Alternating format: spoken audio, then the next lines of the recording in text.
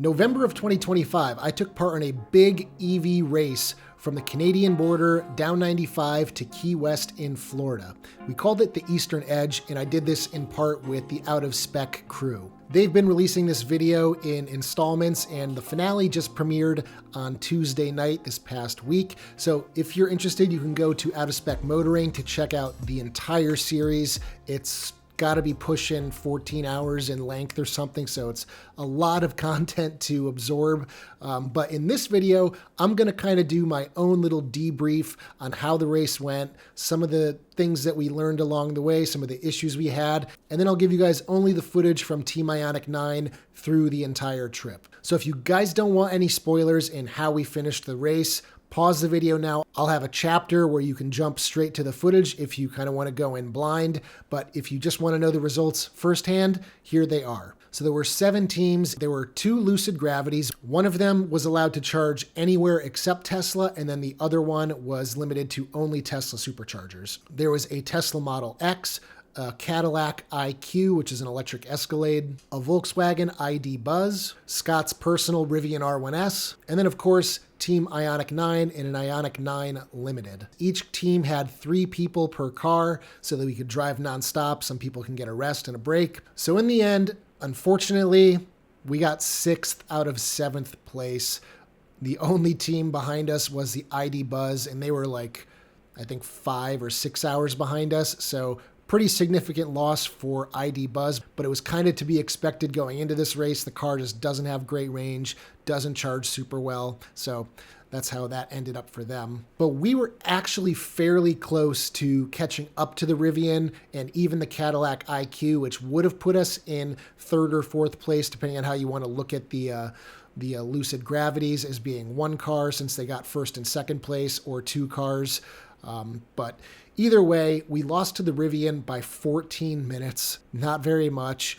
And then the Rivian lost to the IQ by only 8 minutes. So if we could have somehow made up 26 minutes, we could have beaten both of those cars. So what a bummer that that's how it ended up. Still pretty close, a sign that you can drive over 2,000 miles and just easily compete with some of the other way more expensive cars with much larger battery packs, much bigger charging speed. So in total, we made 15 charging stops. Ideally, it would have been only 14, but as you'll see in the video, we had a major issue at an Electrify America station in Walterboro, South Carolina. In total, we did 2,058 miles, averaging 2.4 miles per kilowatt hour. Using those 2 numbers, we used about 850 kilowatt hours or so, and the total drive time was 30 hours and 51 minutes. Me and my teammates, David and Sky, we all kind of took turns activating chargers, so there's no real easy way to know the total cost of charging.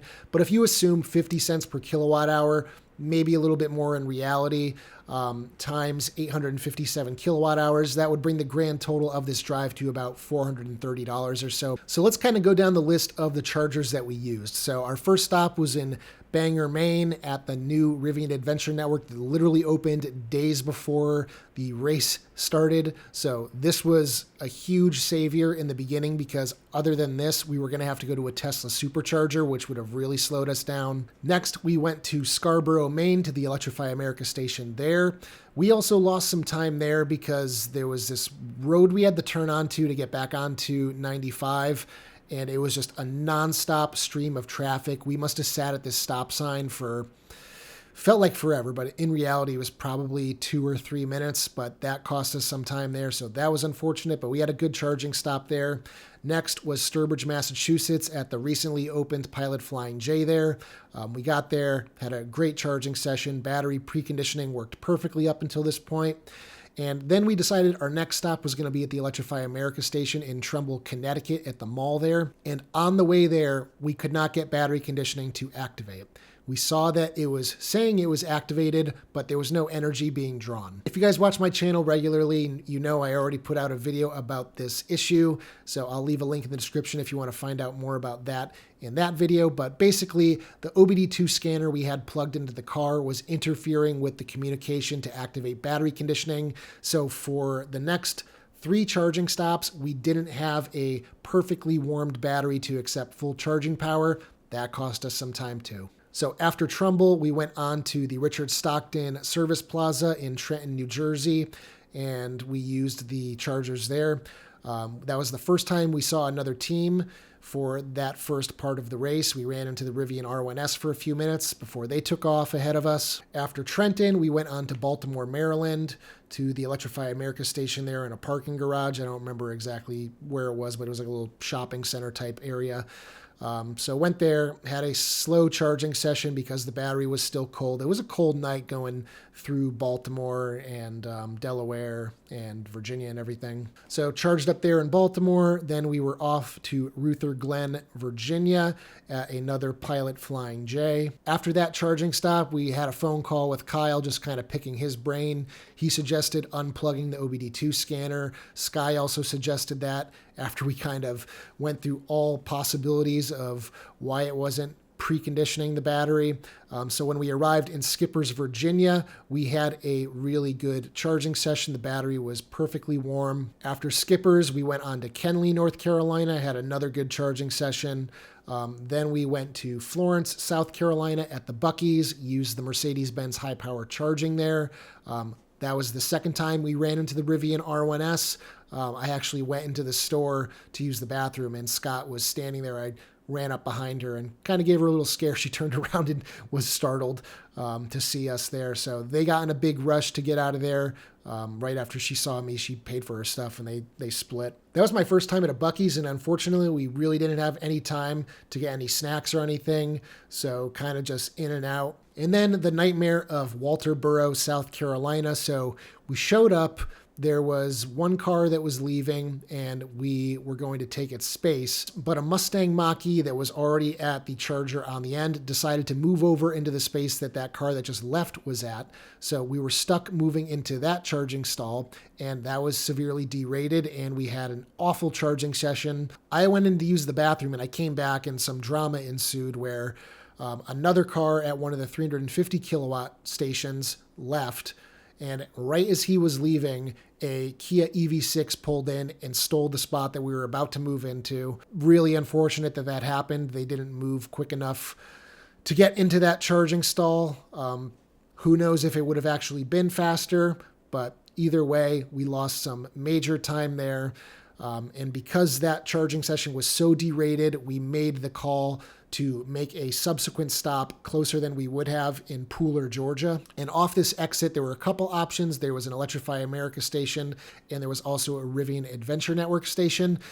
There were a bunch of cars at the EA station, and after that horrible experience we just had, we decided to go to the Rivian Adventure Network. So we went there, and it took forever. Traffic off the exit ramp was backed up for probably a quarter mile.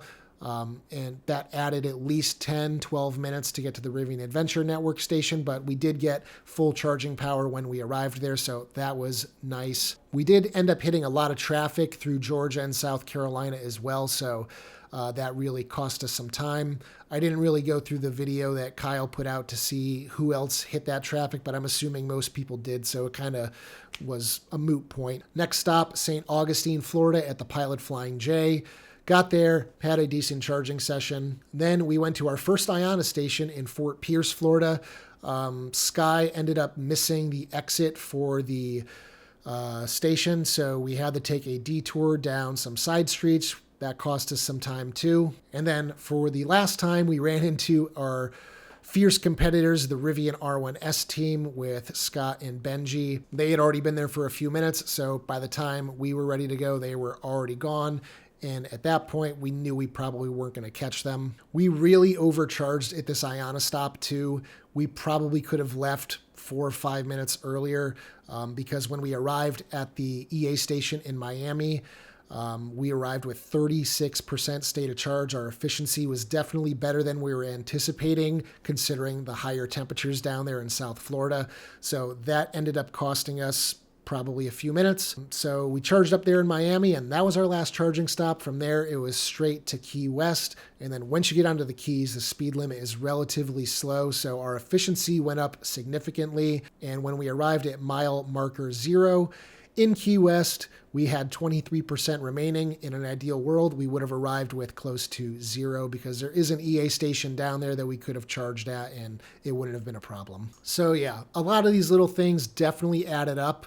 All the teams experienced little things that added up. The other teams had all sorts of software issues like Lucid. We really didn't have any major issues with the car other than the stupid OBD2 issue preventing battery conditioning from functioning. But in reality, that was only 4 of our charging stops.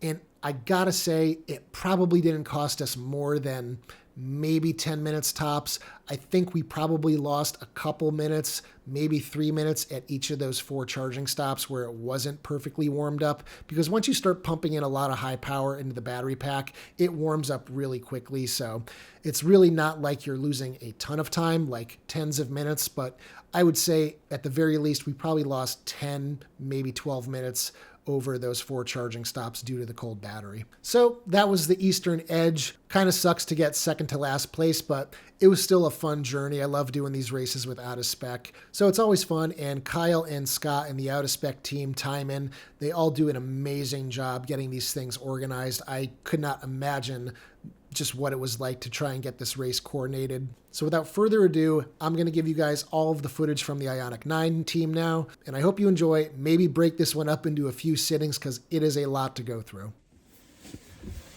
Is it wide enough for you? You want it biased a little bit? No, that's fine. Okay.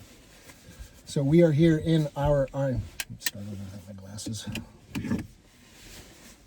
So we are here in the Ioniq 9, getting ready to hit the road in a few minutes. Sky's in the driver's seat, and we've got David. Fucking break. Once the camera starts rolling, I always fuck something up. Line! What's my line? That's how it feels sometimes. Okay, we're gonna start over.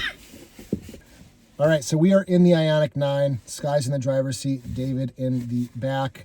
And we are kind of just discussing what our plan is here. So we've got a full battery pack, well, 99%.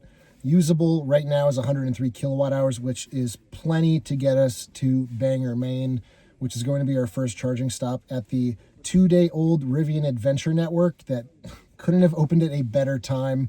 Without it, we would have had to rely on a splash and dash at a supercharger, which, as you know, would probably give us 127 kilowatts on a good day. So less than ideal. So we're going to get full charging power. Hopefully, these Rivian Adventure Network sites are shared power, 350 kilowatts between the two. So if it's fully packed, we're not going to get full charging speed, but it's better than 125.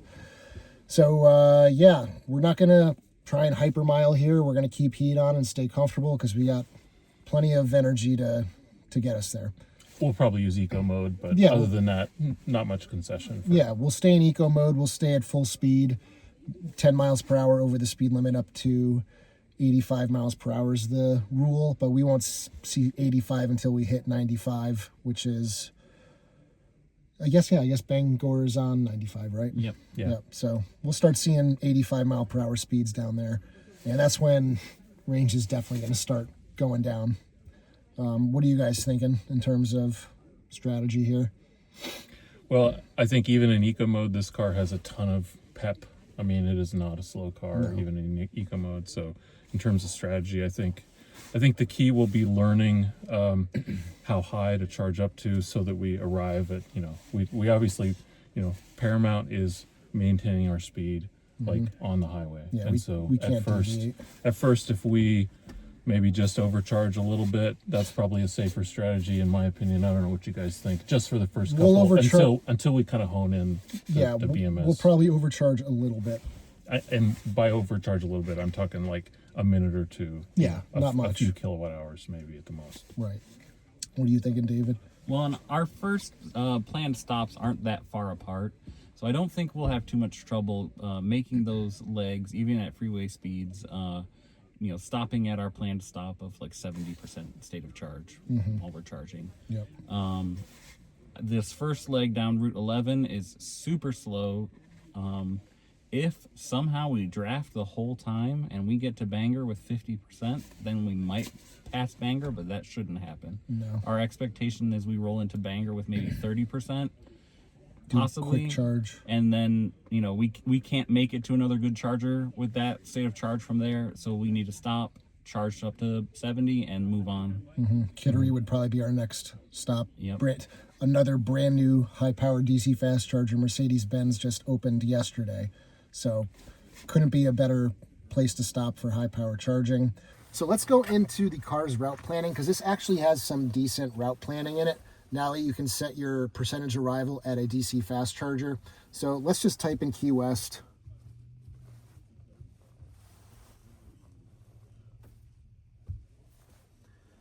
And we will see what it's going to tell us to do. We've deselected some charging networks that wouldn't give us good high power charging. So it's probably going to tell us a lot of Electrify America.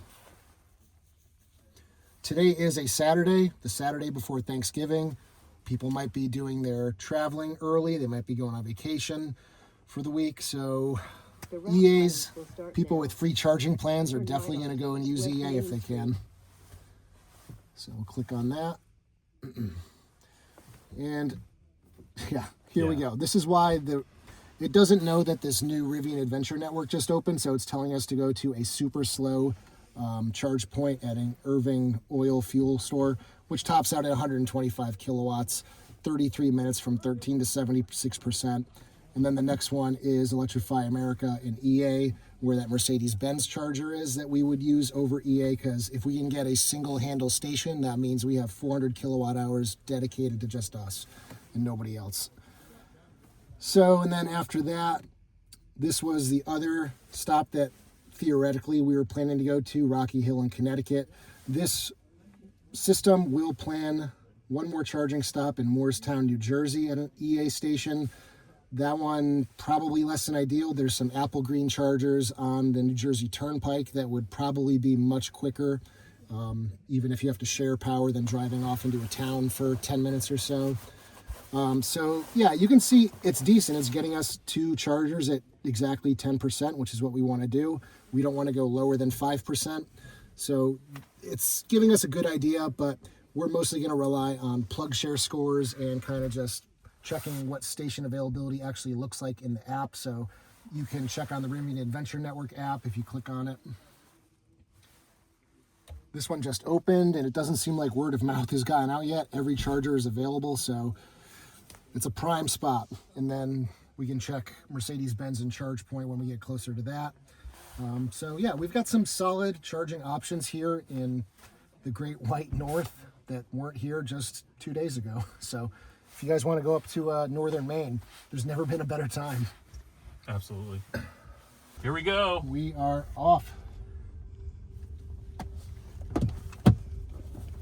What could possibly go wrong other than we possibly crash into the back of the ID Buzz? And we'll avoid that through Make sure you expert driving. Make sure you stay close so we don't get people between us. We're a funeral procession, so all these people have to stop for us. Funeral for the Lucids. Boom. Yeah. All right. Goodbye, Fort Kent. You've been good to us. Yeah. Very friendly people here. Yeah. Beautiful little town. We got to ride in, some of us got to ride in police cars. Yep. Others went to the hospital. Yep. Others met the Ford dealer. Yep. Amazing sights and sounds at Fort Kent. So we got 102 kilowatt hours to play with right now. So we're gonna put our heat on because we don't need to hypermile here. No. We're currently doing 13 miles per hour. Hopefully that does improve a little bit. This is gonna be a very long day.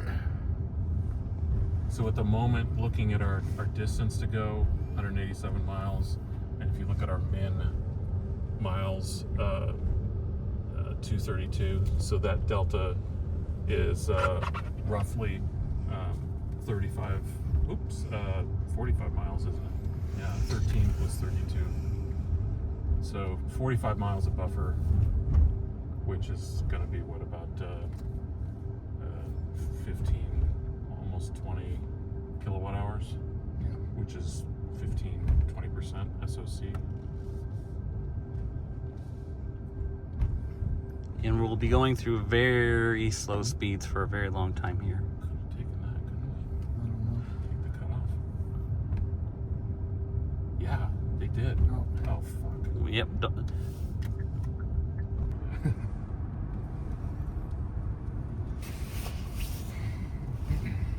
Yeah, it's 25 right here.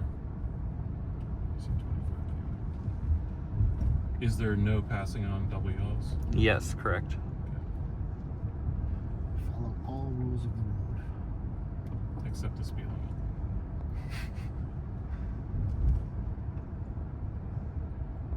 Tree work ahead. We might all be getting stopped anyway. Put in normal just for the pass. I'll get it back to Eco.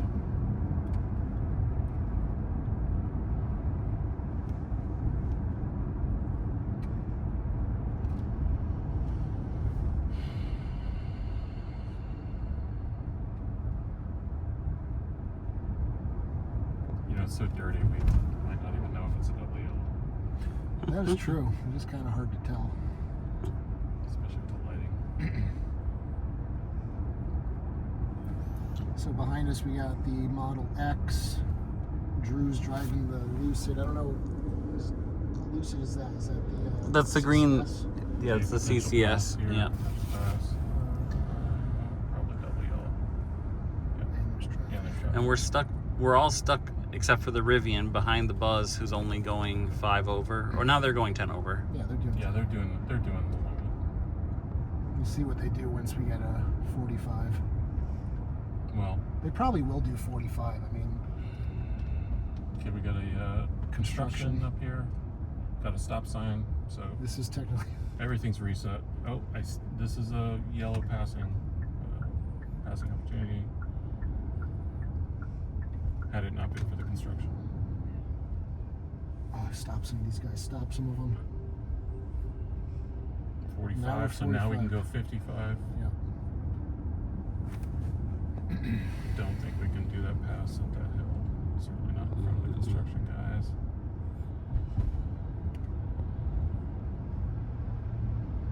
Drew will probably do it.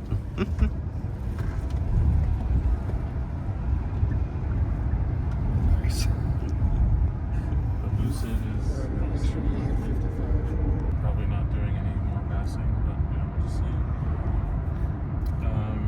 We're now. Hold on. Distance. Nope. Sorry about that. Stand by. That was the right one you were pushing. That was the right one for the distance. Yeah. There's no reason though to actually do battery preconditioning until we get quite a bit further down the road, right? Yeah, we're not going to Yeah. do it until we're exactly 50, 55 minutes out. Got it. 5 south.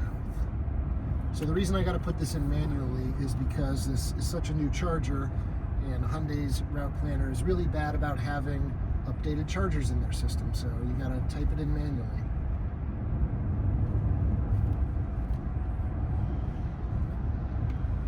Since it doesn't know we're going to charger, we'll have to use manual preconditioning ourselves. Yep. But we have like near enough 4 hours to go before we get there, so we don't need to hit that button till like 40 minutes out maybe. I think they missed the 45 speed limit. It's now 45, so we can go 55 if they don't increase here. Yeah, we could pass them. Well, it looks like they're increasing now. The car is somehow new. The route guidance is That's interesting.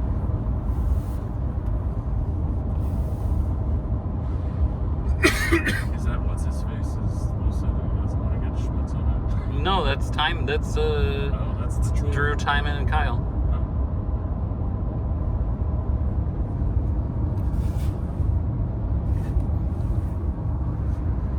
I thought the view out the side was pretty, so It's gorgeous. Vacation land. come here and eat nothing but lobster rolls. All right, so we had less than 3 hours. That ain't bad. 15 miles in, we're averaging 2.2 miles per kilowatt hour. Our average speed has been below 60 miles per hour though, so it's to be expected. Rivian, we're gonna follow Rivian as close as we can, but they got a big battery pack. We were just talking about that. It's what, 140 kilowatt hours? Yeah. Yeah. So they're gonna blow past Bangor where we're gonna stop, so we'll be ditching them at that point. And Lucid behind us, same story. They're gonna be going Way probably to Kittery. Yeah. So we're gonna be all by our lonesome for a little bit. The Buzz will stop at Bangor if they make Yeah, it. Buzz will definitely be there with us. Yeah, I think the Buzz will make it because we're going to have about a 20% buffer, and they'll probably be like coming in on VMs. Yeah. So they might be a decent amount behind us if they actually do have to slow down a bit. Yeah, they'll want to precondition their battery. So with the extra loss for the Buzz of preconditioning, that could be enough to where they have to slow down to make it to Bangor. Mm-hmm. So we'll see. We'll see how far behind us they pull in. Skies are looking kind of gloomy. Hopefully no more rain or snow. The forecast that I saw was actually for some rain down in like the kind of the New York area, maybe the Boston really? area. So maybe we ought to check that and just see, just to maybe one charger stop ahead. It'll affect our efficiencies. Obviously, maybe need to overcharge a little bit. We got the Lucid Gravity with Drew, Timon, and Kyle behind us. The Buzz way back there with the Model X behind them. And everybody else behind that. And we are just behind the Rivian. Second place. Cruising along on Route 11 in Maine.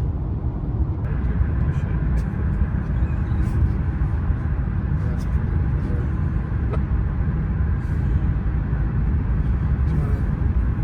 Are you videoing? Yep, you got something you want to say? No, I just want to do a little update. Oh, yeah. Oh yeah, we're up to 2.3. So right now we've doubled since the last update. We're up to 34 miles. We've averaged 2.3 miles per kilowatt hour, and we've driven for an hour. Is that accurate? We've driven for an hour? I think we were sitting in the car for an hour. Okay, yeah, it's a few minutes. But yeah, little update. Rivian still leading the pack.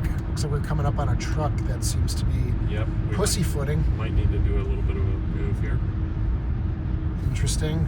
ID Buzz is way in the back, but we got the Lucid behind us with Kyle, Timon, and Drew. Let's see what's going to happen here with this jabroni in front of the Rivian. What are we doing, 60? We're not even doing 60. We're doing 63. It looks like he's speeding up, possibly to our limit. I see double yellows. I don't see. Yeah. Oh shit. We're going faster. Go faster. Yep. Yeah, he's gonna do the speed limit. He's gonna do our quote unquote speed limit. Looks like. Well, Or over. downhill he'll go. Yep, and then he'll slow down. As most gas cars do, they go fast downhill and then they go slow uphill because they don't have any power.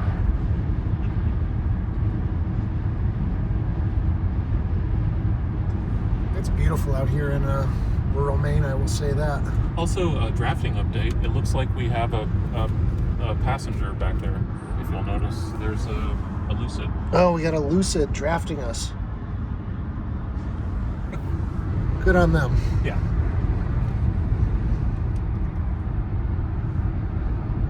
All right, so I guess we're just gonna chill behind this truck, and then there's another truck in front of that truck. Right. It is Maine, so it's a good place to have a truck. Trucks on trucks on trucks.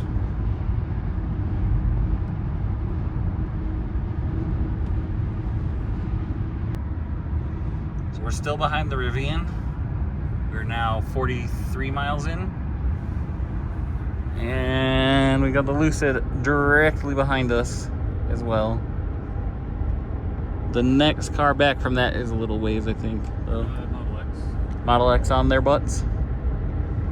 Oh, yep, they can kind of see the parade when we go up a hill. Little update here. We've done almost 50 miles, averaging 2.5 miles per kilowatt hour. Keeps ticking up, even though, well, I guess it's gone warmer out. It's 40 degrees now, so it's helping a little bit. Still behind the Rivian. I guess we're going for... Nope. No. Still same lineup here.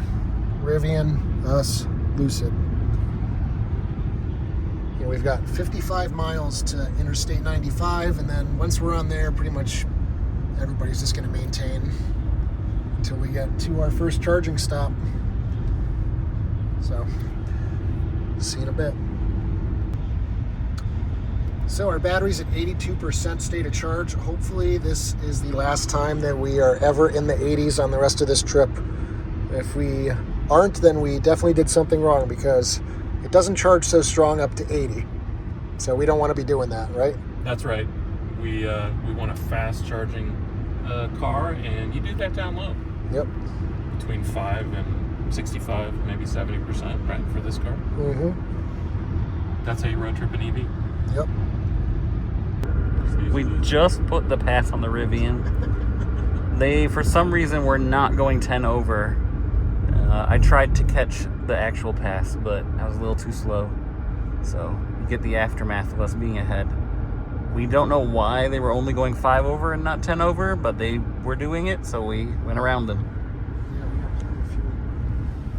Yeah, we're currently looking at, like, what, 20% or something? At least. At least arrival, so we're totally happy to burn some of that juice for speed. Yeah, we can be the rabbit. Yep. Look at this beautiful, unobstructed view. Now that that ugly box is out of our way. Yeah. As Ricky Bobby says, if you're not first, you're first loser, right? Yeah. We were first loser there behind the Rivian for a while, so we don't want to do that. And now they're keeping up with us for some reason. Now we're about to hit a 35. Well, Maybe they were realizing that their efficiency isn't where it needed to be for where they're trying to go, and they wanted us to pass so they could draft us.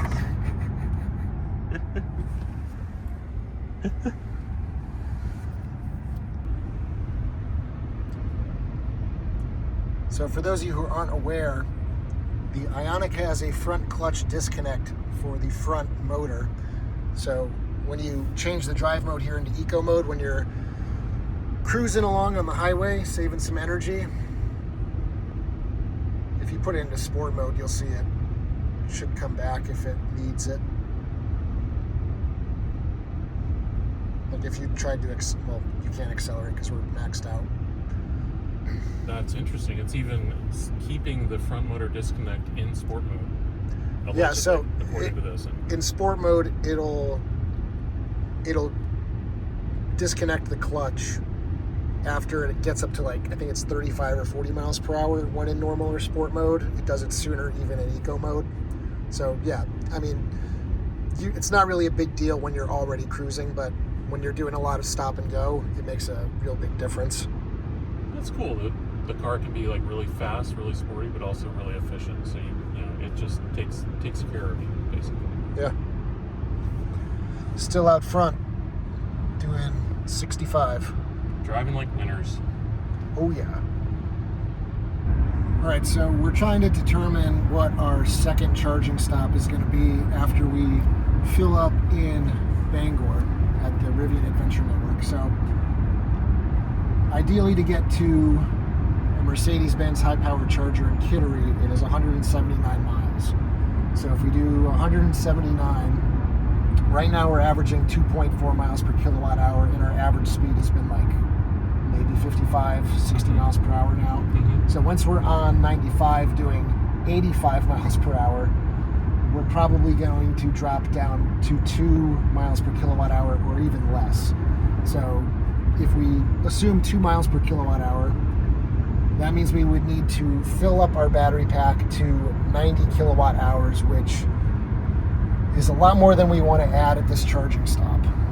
So that's going to bring us up into the high 70s, I think, percentage. Divide that by our usable battery capacity of 103. Yeah, we would have to charge 87%. 87%, which we are definitely not going to do. Which the reason we don't want to do that is above 80%, our charging curve gets pretty crappy. Yeah. So it's going to cost us a lot of time. And we're already going to be losing time going off the freeway to this charging stop in Bangor, which we have no choice about. Yeah. So there's not a whole lot of good options between Kittery and Bangor. So there's another Rivian Adventure Network charger at the Freeport LLB kind of flagship store. I think they've got 6 chargers and 300 kilowatts, but it's split between 2 chargers. It's all open right now, which is a good sign. That means it's not a high volume area. So that might be the move. That is, let's see if we navigate there from Bangor. That's 114 miles. That's much more reasonable. It's very easy to do. In fact, we could do a very quick, almost splash and dash type of thing. It's a little bit under where we'd want to go, but that's okay. We can stay in a really high kilowatt speed part of the wave. So 114 divided by 2 miles per kilowatt hour means we would need 57 kilowatt hours to get there. Divide that by our usable capacity. So we would need to go up to around 55. Well, and that calculation that you did there and the one you did before leaves us with a 0% arrival. Right. Right. So we want to buffer. We want to add 10. Yeah, it's actually higher than that. So that 113 is actually maybe closer to what we actually get range-wise if we're going 65% and arriving at 10% like we want to. Yeah.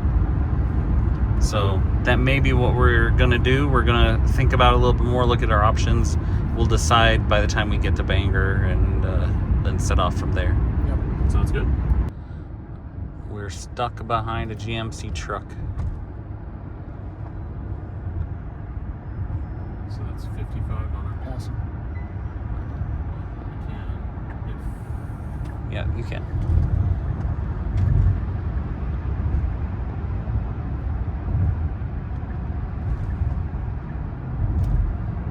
Problem solved. That was slightly intentional. Was that the move? I mean, as long as you can control the car and not put us in a ditch, not pop a tire. Okay.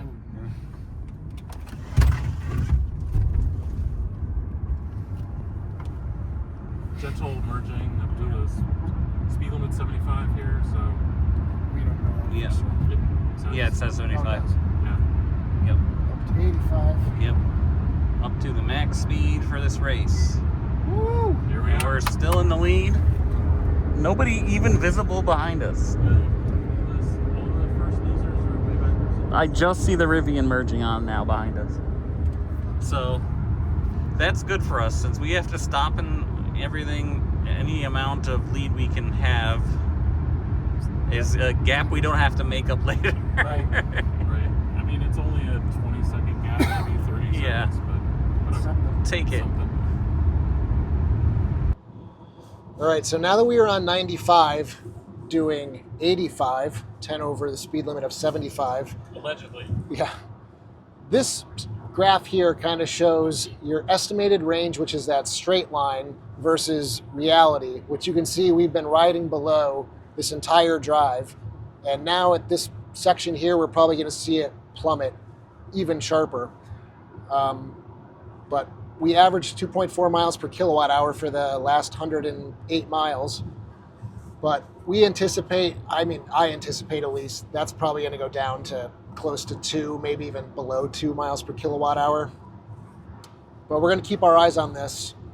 Oh yeah, you can see the real-time efficiency bar down there. You can see the real-time efficiency bar down there is below 2. Oh, I wonder if we're going to have issues with your glasses and highway drive assist. Okay. That might be a problem. They're not polarized. Yeah, It just does glasses things. yep. Okay. I think I was looking at a different place. Oh, okay. What was I saying? If you look at the instantaneous, Yeah. it's hovering like it's going below 2, but it's also going above 2, but it's probably more like a 2.0. That's like 1.8 maybe. That's bad. Yeah, so it's not on. That's gonna turn on. That's cool. But yeah, our efficiency is going to drop pretty hard, but we got nobody behind us right now. We are going to have a headwind going out of Bangor, And what else? What else? What else? Oh, we're going to start thinking about starting battery conditioning here in probably the next 15 minutes or so, because we are 1 hour, 10 minutes away from Bangor and we want high-speed charging. So we'll probably activate it at about 55 minutes to go, just to stay on the safe side. I'd rather have it shut off slightly early than too late. So we'll be back in a few. Also, on this previous stretch, you can see climate has accounted for about 5% of our total usage. So with this next kind of stretch, we're thinking about maybe playing with climate controls if we need to, just so we can limit this charging stop to as short a time as possible, and then just start hopping along from there. So we might get a little chilly in here, but we'll cross that bridge when we get to it. All right. So we are about 45 minutes out from Bangor. Our battery min is 46.5 degrees Fahrenheit, battery max 53.6. It would probably take, in a stationary car, maybe 40 minutes to precondition to 70, but because we're doing 85 miles per hour, that's a lot of air blowing past the battery pack. So we're going to start it a little early. We can always restart it if we need to. So we're just going to manually activate with this lovely new button that Hyundai's decided to provide for cars with CCNC. All right, so we are 14 minutes out from our first charging stop in Bangor, and right now battery conditioning is about to turn off. Once it hits 70 degrees, it disengages, so our battery should be nice and toasty. It should rise a little bit over 70 just because the coolant is all closing in on 100 degrees. So that should reach about 75 degrees when we arrive, which will give us peak charging speed. We're going to be probably around 10% state of charge, so we should see over 220 kilowatts, hopefully. No problem. Something we did notice, because we've been watching Bjorn Nyland's 1,000-kilometer challenge videos with his Ioniq 9, and he showed a usable battery capacity of 106 kilowatt hours. And when we were at 99% state of charge when we left, we were only seeing 103 kilowatt hours. And that is because if we go down here to battery health, this Ioniq 9 with over 9,000 miles on it now has 97% battery health, meaning it's got 3% of battery degradation. So that would explain those missing 3 kilowatt hours, which honestly, that's a little bit more than I would expect after 9,000 miles. But I don't know. Is that par for the course, do you think? Yeah. 3 kilowatt hours? Why not? But yeah, so we are closing in on Bangor pretty quick. Our speed's down to 80 miles per hour because speed limits dropped to 70. Oh, now it's going to drop to, we're going to drop 10 more miles per hour right here. Yep. People are driving at a good clip here. We ordered food. Sky and I got burgers, so we're going to grab those, but we're going to make sure we plug in and get a solid charge before we go and do anything. We'll see you guys in a few. Our next leg, we're going to decide if we're going to shoot for 2.0, 1.9. Maybe you already mentioned that, sorry. Yeah, so we plan on going up to about 75 kilowatt hours or so. Once this thing drops below 200 kilowatt hours, we're probably going to hit the road. Assuming we're over 200 kilowatts, like if it drops. Yeah. Yeah. Assuming we're above 67% state of charge. But yeah, we're about to get off the highway here, so we're going to focus on navigation, and we will see you guys at the charger. All right, battery temps look good. 70 on the min, so that's as high as we can go without adding a bunch of electricity to the mix. They're right on the right side of the parking lot, down near the river. Yeah, good here. Oh yeah, you were here yesterday. Back in, right? Back in is the move. Yep. And So- it's other side. No, it's your side. Oh, which one was it then? It was one you said was the, and it's red. You can see it. So we'll plug into 3. Let's plug into 3A. That way we block the whole charger, right? That's cool, right? Nothing illegal there. That way we get a whole...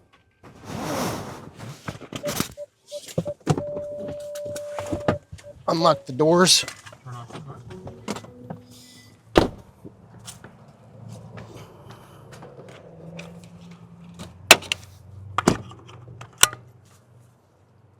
I say 3A is the one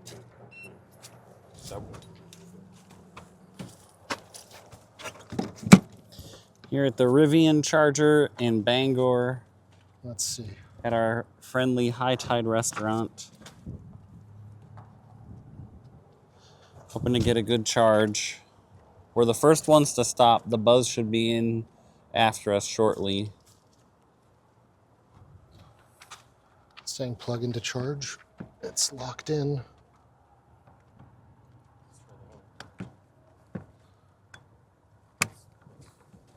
Let's go to that. This looks not latched at all. There you go. Stupid freaking latch. Adapter fun. Love it. Yep. Next time, let's slap the adapter on Yeah. before you plug in. That's the better move. Thought it was. All right, we're waiting. It should say charging started in a minute. Yeah, the car will talk to us because this is the future. Yay. I heard the contactors. It's a good sign.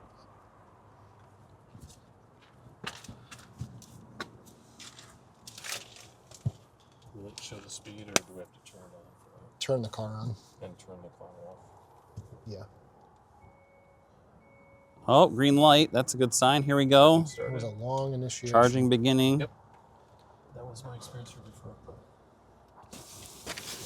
Ramping up 25. This display is nice and clear to read with the important number in big letters.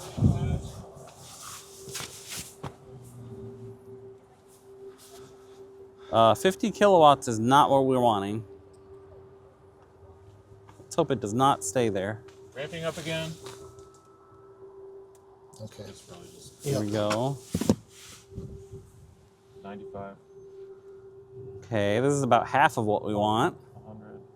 Maybe it needs to spin up the power module every time it hits a certain level.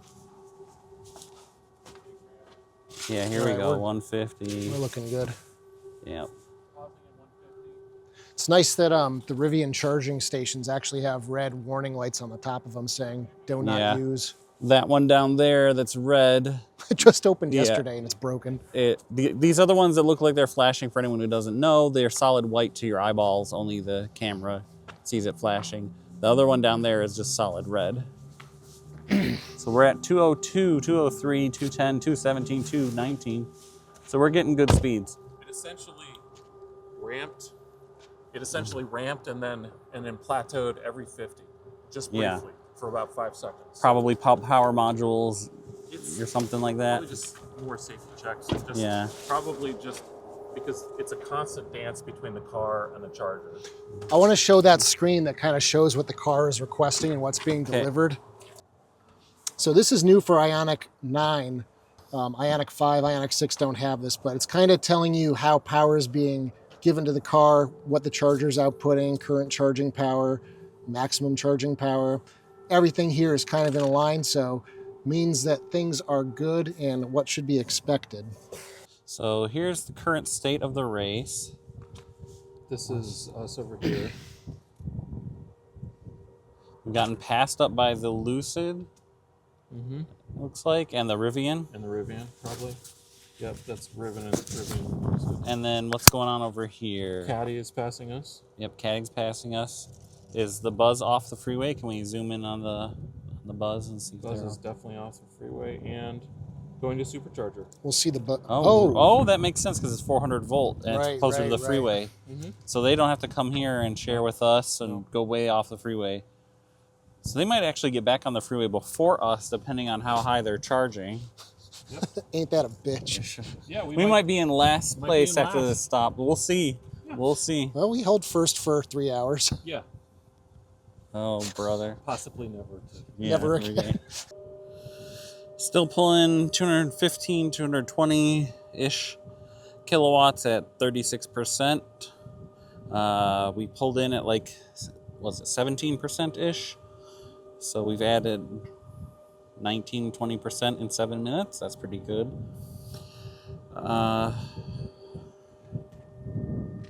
Gotta say, doesn't feel good to be the first ones to stop. The Buzz also stopped, but they're stopping a lot closer to the freeway.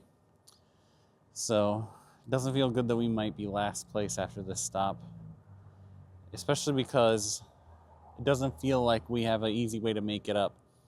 Our charging is faster than some people, but our efficiency is so bad. It's so much worse than I had hoped that it would be. So we'll see how this goes. But right now, hopes of third place, hopes of a podium finish are kind of feeling far away. Still pulling great speeds at 57% here. We've only been on the hook for just over 13 and a half minutes now. So that's good. I think we pulled in about 17%, so we had about 40% in that 13 minutes. We're only going to go till about 70% here, 65%, somewhere in there. We're going to unplug and get back on the road. We really want to beat the Buzz back onto the road because being behind the Buzz would feel real bad. Still pulling over 200 at 65%, but we just dropped, which this is where we expect it to drop below 200, but we're still pulling 192. We're planning to unplug at 70 here just to make sure we have enough buffer to not have to slow down, not have any problems getting to our next charger. These are still pretty solid speeds. We were pulling over 230 for a while there. And, you know, this has only been a 16-minute, almost 17-minute stop. It should be, you know, total under 20 minutes still to get to 70%. So that's pretty good. We do have a little bit of a drive back to the freeway from our lovely stop by the river. All right, But we got nav ready. we're ready to I got my lock jacket off. Yep. Ready for business. Inhale the burger. 68%. Now it's really dropping. And this drop is why 65% is our usual target. And 70% is kind of our hard target. Yep. And here we go. Sky, if you're driving, you want to get in the car. And then... Not bad. 17 and a half minutes. 17 and a half minute stop. Not bad at all. I mean, this is what we're really banking on for any kind of good finish for us, is this solid, reliable charging. Definitely. Carrying us. All right, here we go.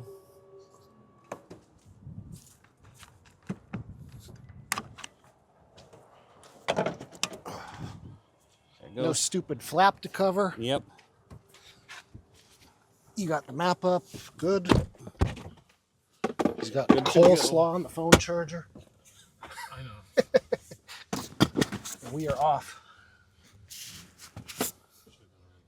This Infinity is showing the poor judgment that you expect from someone who bought an Infinity. But they did get the FX45 and not the FX35, so you gotta give that for. Dear God, I hope they're not turning. I mean, left. that one's 10 better, right? 10 is 45 is definitely better than 30, obviously. Oh my God, dude! All right. Whew. First charging stop, I'd say, was pretty successful. Yeah. We pulled off the highway at 2:09 p.m. It's now 2:36. So we'll have lost about a half hour total because of charging and the drive to and from the charger. Shall we check Life 360 to see where the Buzz is at? Sure. I don't have it on my phone.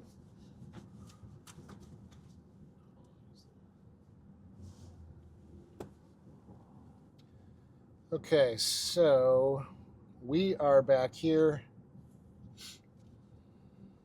We are back here in Bangor. The Volkswagen ID Buzz is a little north of us, so it looks like we're probably going to stay ahead of them. Cadillac stopping to charge? Surely not. Yeah, they Can't are. be.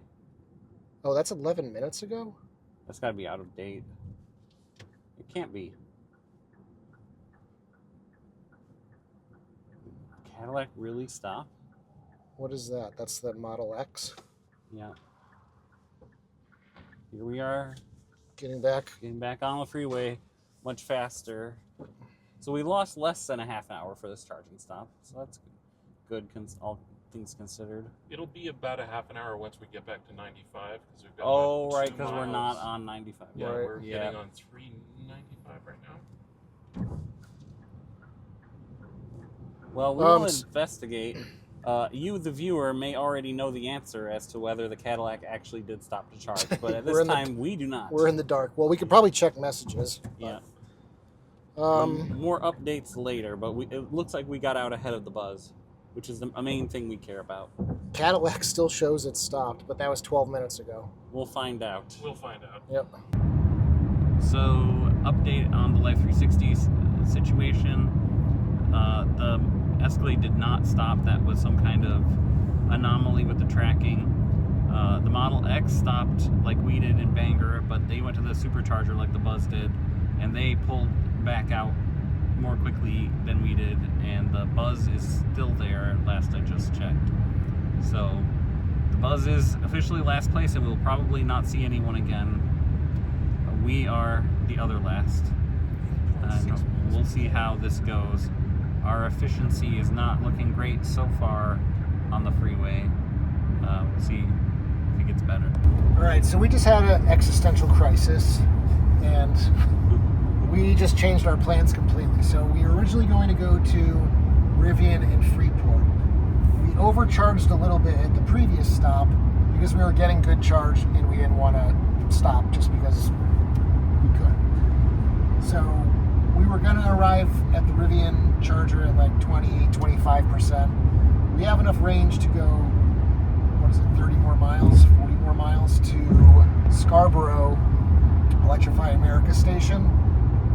We were having worries about how much we were going to have to charge to at the Rivian in Freeport because it was 178 miles to a Pilot Flying J in Sturbridge, Mass. But now, moving on to Scarborough, we can charge to probably 65-70%, which is perfect to ride our charging curve and get to that Pilot Flying J station comfortably without stressing out about arriving at 0% state of charge. So I think we're all much more happy now.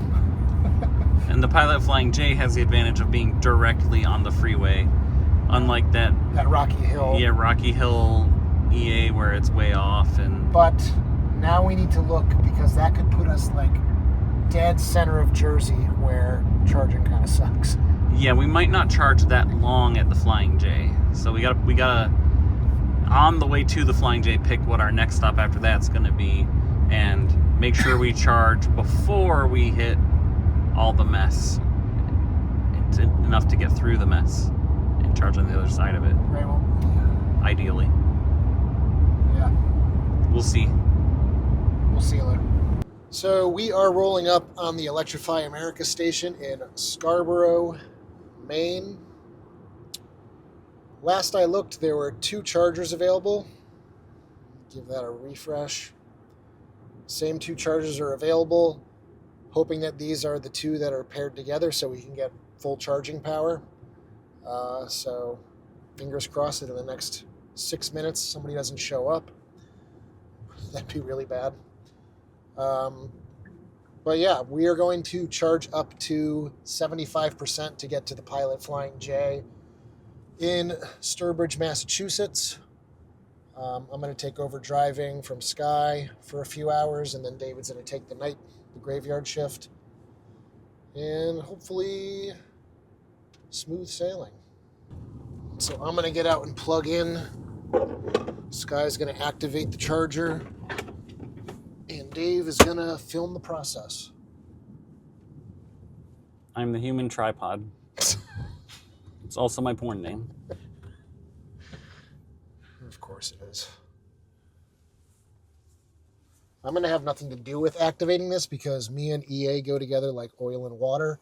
I have nothing but issues activating charging sessions with them. I love EA. It is my favorite network to use all the time. Are you seeing a doctor for that? Yeah, there's pills for that one, Yeah. Sky. And it may look dark out or not to viewers depending on what the camera is doing, but it is only 4:30, not even 4:30 yet. Yeah. So our efficiency went up to 2.1 miles per kilowatt hour. That drive was 132.9 miles. Took an hour and 49 minutes. Looks like we'll be arriving at about 10% Yeah, state of charge. 10% state of charge. Maybe 11 right now. Yeah, unfortunately, this charger is a little off the road, but... Here's the green lights. And left then, right? Oh, wait. No, go straight. I made that mistake before. Jump Now, it up on the curb.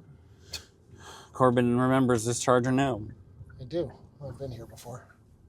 Had a good charging session.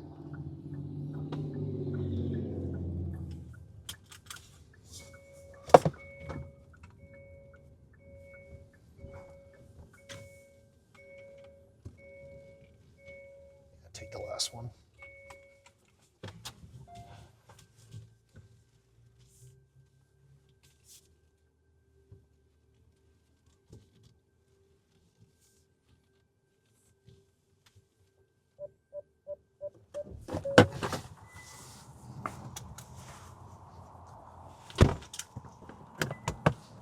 I am locked in. There we go. Oh, it's on there, baby. It's on there. Plugging in. We're good to go. It said please plug in before Corbin plugged in, so that's good timing. Connecting to vehicle. Initiating charging. Yes. For 64 cents. What the hell? Like I said, I love EA. It is my favorite charge Hell yeah. point operator. Are these organic, like non-GMO electrons at that price? Holy crap. Nicely done, boys. I mean, men. Let's see. Boys.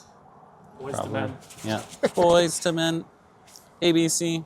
BBD. 30 minutes. Yeah. Why are we capped? Okay. No, we'll speed up, right? Yeah. Right. We should speed up. We're ramping. We ramped gradually at the last one. If somebody comes to pull in next to us, stand in that spot. Move that shopping cart. Human ice it. No, we won't do that, viewers. Never. All right, we're looking good, I think. Yeah, we're at 147.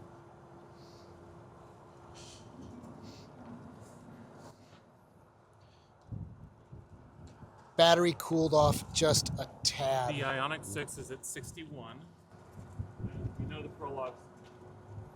So Yeah. ideally, our battery min would be exactly 70. That's why we're getting held back right now. Okay. It's not going to peak until 75. Until it warms up. Well, we're charging. We're gonna step away and go enjoy the wonders of Walmart.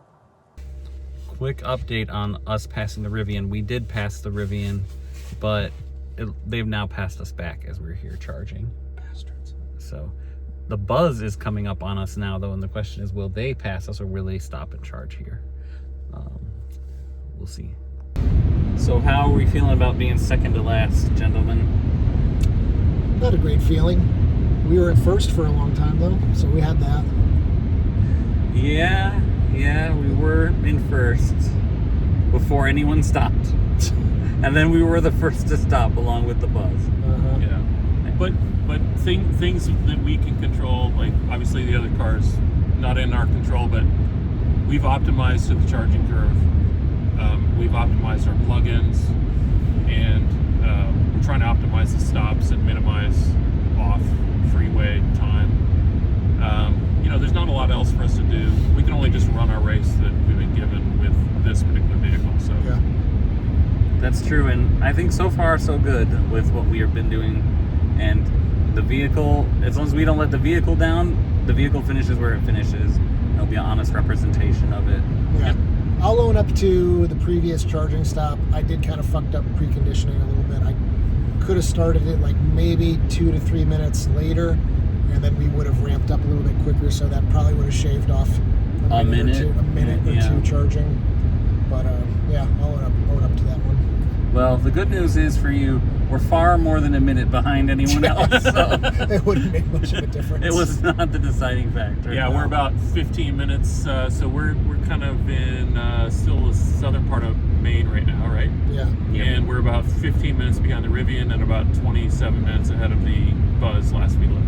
And we're about 2 hours from our next stop at a Pilot Travel Center, where we will then charge up briefly to go to the Rocky Hill EA, where we will charge deep in order to get to the other side of the New York City, New Jersey Try to get to mess. the Philly area, kind of. Yeah, our next stop is the Sturbridge, Massachusetts Pilot Travel Center. I'm getting married in Sturbridge next year. Congratulations. Mark. Congratulations. Not at the Pilot Flying J, though. I mean, but Also, you could go there. Thank you. You could, though. There might be a canopy. There's a canopy on a lot of them. There's no canopy in Is this one? Oh, Just soaking wet in my suit. damn. All right.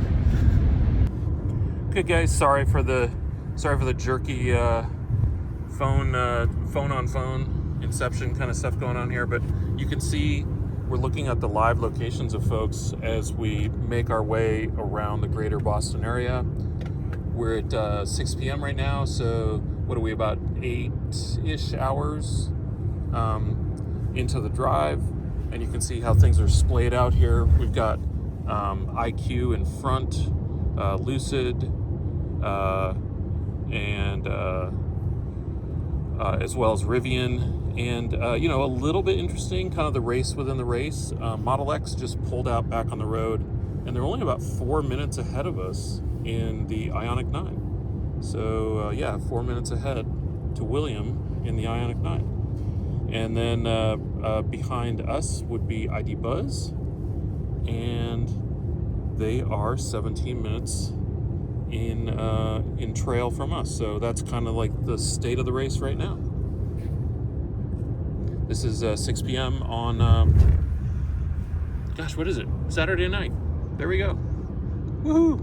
My feet are cold. I turned on the air conditioning for my feet. They weren't just cold, Corbin, right? You were getting I was frostbite? getting Yeah. frostbite. I had a black toe. Wolves were circling the car. They were. They sensed Corbin's imminent death. A necrotic toe. Yeah. So we have driver's side climate control going. We have enough buffer. We have, 78 miles of range. We want to go 51 miles. So we decided to save Corbin's toe. Very happy about it. But in solidarity, the rest of the team is hoping that our toes will also get frostbite, so we're not turning all the climate on. Well, the way I look at it is Corbin owes me a toe now, since we saved his toe. Well, you can have my hammer toe. No, it's a toe for me to decide at a later Okay. point. Well, Yeah. the hammer toe is like 2 for 1. We're 51 miles from the Pilot Travel Center we're going to, and that'll be our next stop. We're about to go into a 50-mile-an-hour zone. So finally, this not very great efficiency, well, sorry for the bouncing, We're at 50. will get a little bit better. Yeah. Hooray. Here, these signs are telling us we are returning as champions, Corbin. We are. We certainly are. The last time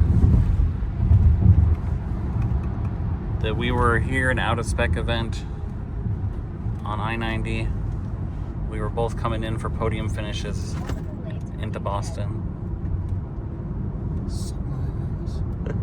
But now we're just trying to hang on and not lose all the leaders in the eastern edge. We're doing our best, treating the Ioniq 9 well.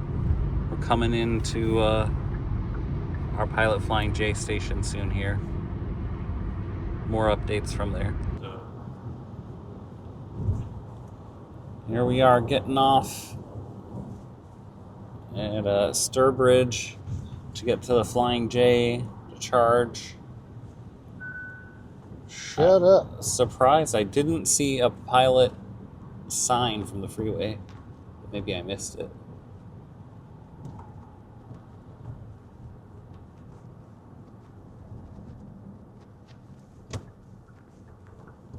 It is quite dark at 7 p.m. Oh, there. I saw the pilot. It's over this way. We definitely stopped for that stop sign, but it didn't look like we... Yes. Yeah. Here's the pilot. It has a Cinnabon attached and a Subway. Oh my. Oh, what the fuck are these Rivian trucks doing? They're not there. They're not blocking this other one, so we're good.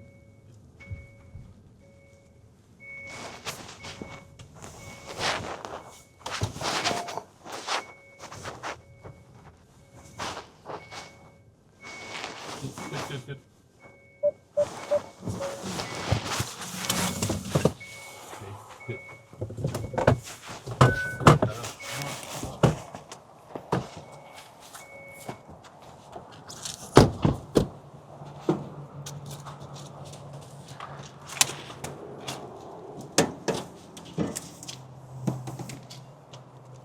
Okay. All right, it's ready for you to hit it. Connecting to vehicle.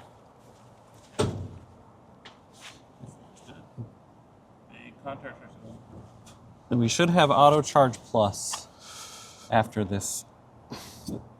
So if we stop at any more Pilot Flying J's, we shouldn't even need to activate it. Yes.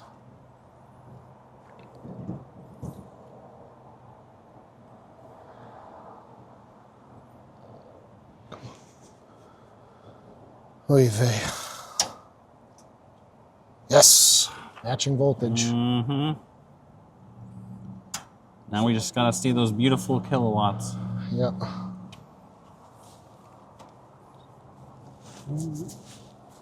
Session details.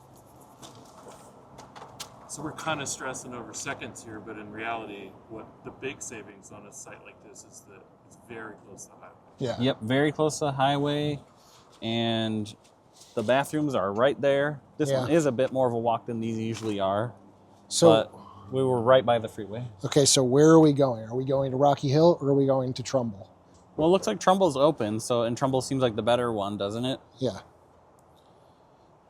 So should we go to 65% to make it to Trumbull because it's a bit further, or what do you think? We're at 139, 140, ramping up. I guess, So it's 90 miles to Trumbull. so 60 should be plenty, it seems like. 90 miles divided by 2.2 miles per kilowatt hour. We're going to be going down on the Merritt Parkway. We're going to be doing 65 the whole way. Yeah.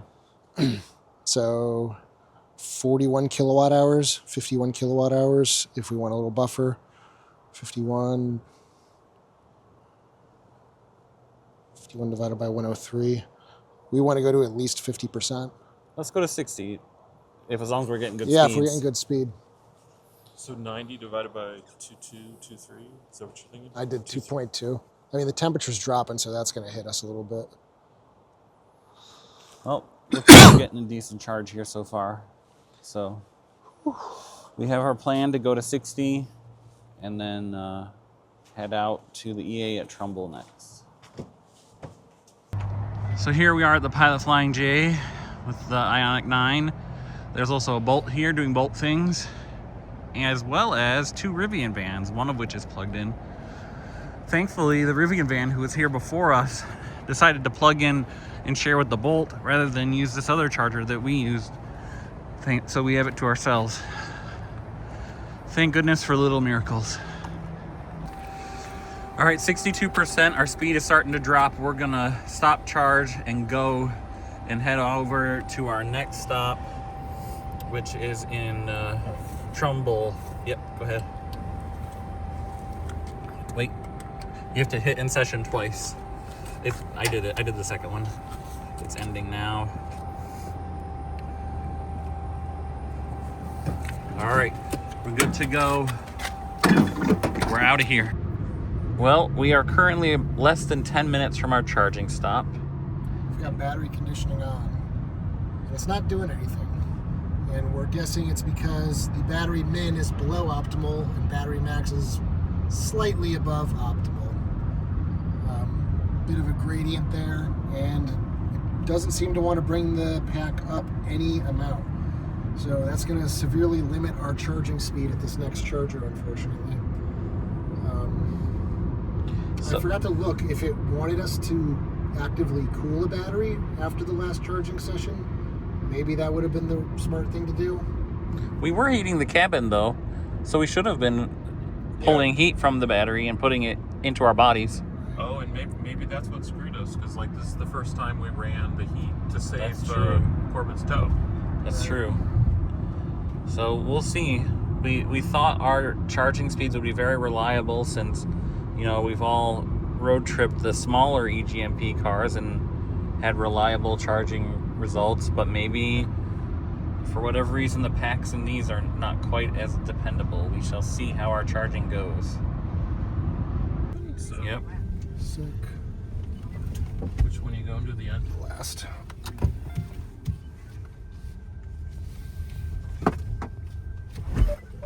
Oh, dude. It was a little hot there. Yep.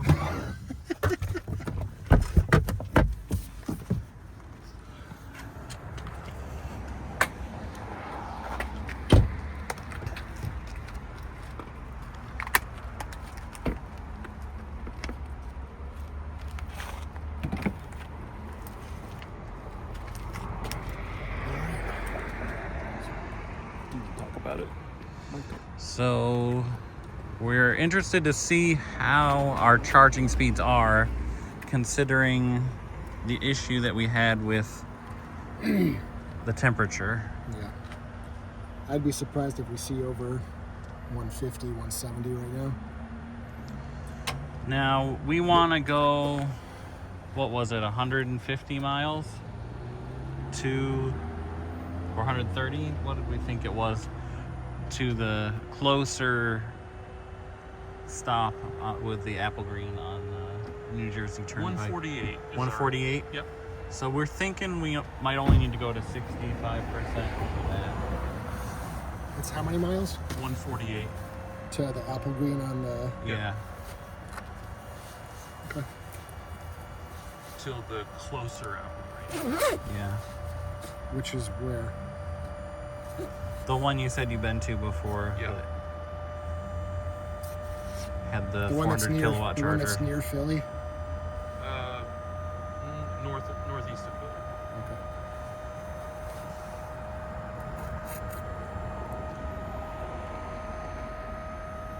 Ramping up. Drink.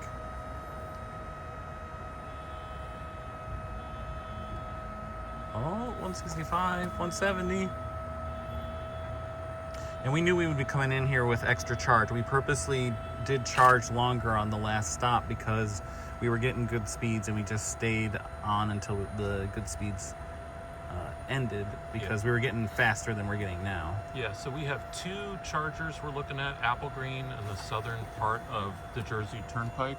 And one is 172 miles away, and that's actually Alpatronic, so that's kind of interesting. And then another one is 148 miles away, and that's, we think, Altel maybe, or... Yeah, we're pretty sure that the 170 would require us to go like over 70% charge. Right. And that's why we're leaning towards the closer one, because that way we don't have to go for lower speeds. Well, we're at 184. That's not too bad for plugging at 30.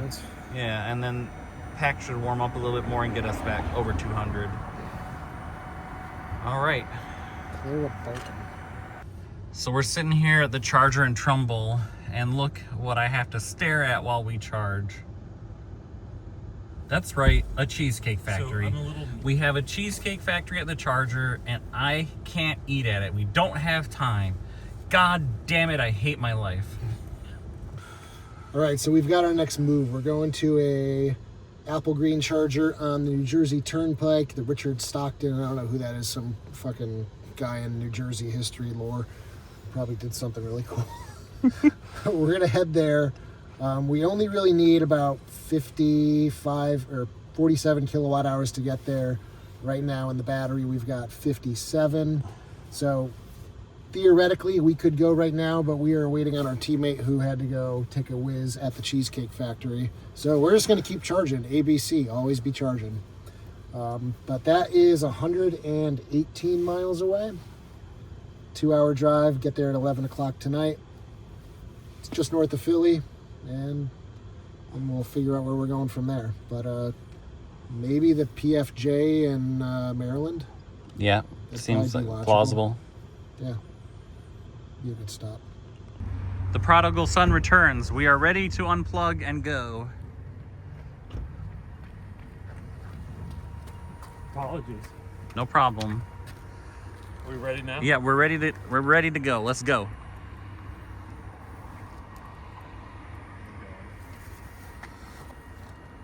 Stop charging. Yes. There it goes.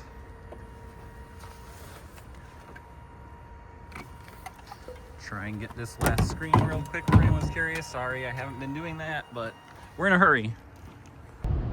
Here's a very bumpy New York City skyline view to be used in the video if possible.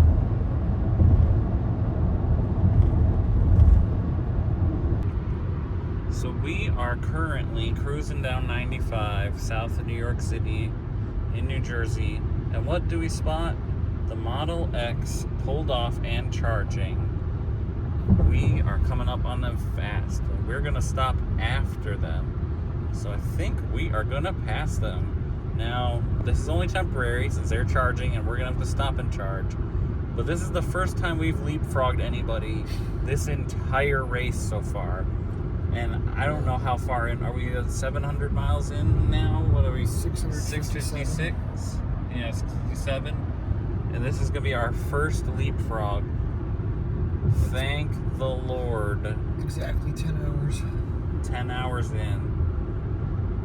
This is a spirit boost we all needed. But our battery conditioning doesn't seem to be working. Yeah, our battery preconditioning is not succeeding at getting the battery to the optimum temperature. It's doing that same weird thing where the low temp is too low and the high temp seems slightly too high. It's not even turning on. Yeah, it's not even using any power. You can see here, battery care 0%, 0 kilowatts. So it's like the high is too high. I'm not gonna do anything. But hey, it's actually not bad though. It's lower than it should be. Look how close we are getting to this Model X. Them and their stupid ass doors. They deserve this. And our normal ass doors. Yeah, our doors are normal. No, like normal. Like God intended. They got the stupid retractable handles. Yeah. So I thought you all would be happy for us as we are happy for ourselves about this. Alright, as you can see, the Model X got back on the freeway before we were able to pass them. They're literally at the next exit as we were coming up, but they made it back on before we got past them. So that's a bummer, and they were too far ahead to see them or I would show you the vehicle. But as you can see, no sign of them there ahead. Yeah, it's a little bit of a bummer, but we're pretty close. Oh well. So here we are getting off at the Richard Stockton service area. Did we look up what Richard Stockton did for New Jersey? No, we did not. We did not have time for that. Yeah. The Rivian is still here. Last we checked, just before getting to the exit. Will they still be there when we reach the chargers on the other side of the travel plaza? I don't know. We're going to find out.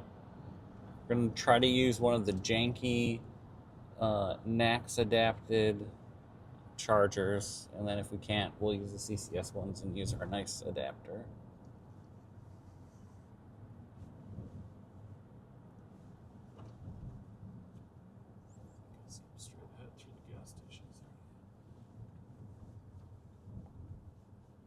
Oh, and that is That's them. That's them. There they are.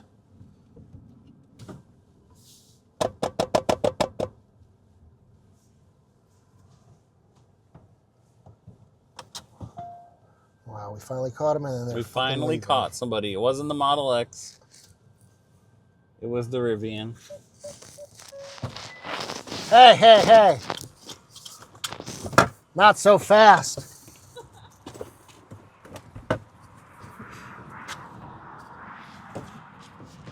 We caught you guys. We caught you guys. Oh my God. I don't have my phone or payment. All right. Wait, plug in first to start. This is our high quality adapter that we're dealing with here. Payment is in progress.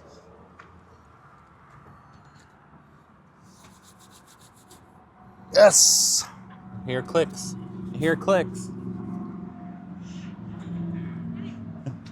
How much more do you guys have to charge? None. You could leave right now. Not if I have my arm in your vehicle. There's no sabotage here. So you want us to unplug you? Is that what you're saying? Okay, sure. No. How's it going for you guys? It feels a lot better now that we actually caught somebody. Yeah. Well, It's kind of it won't be for long. No, right? no, How long do you it's guys okay. have to stay here? 3 hours, I think. No, is what like it said. 15 minutes maybe, 17 minutes, something like that. Okay. We Have don't- you ever been pit maneuvered before? No, but I've pit maneuvered other people. Well, I think we're about buggy. Well, nice to see y'all. Good to see you guys. Good luck. See you later down the road.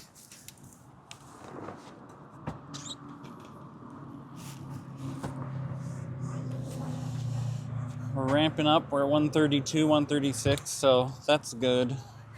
We don't expect Oh, our to see the battery full conditioning speeds doesn't work anymore. due to the issue with the Nope, battery we conditioning. turn it on and it literally draws no power to do anything. That's what you get when you get a Hyundai. Can't say I've... Amazing speed. It's still ramping up, but yeah. Yeah, time to unplug. All right, we're loose.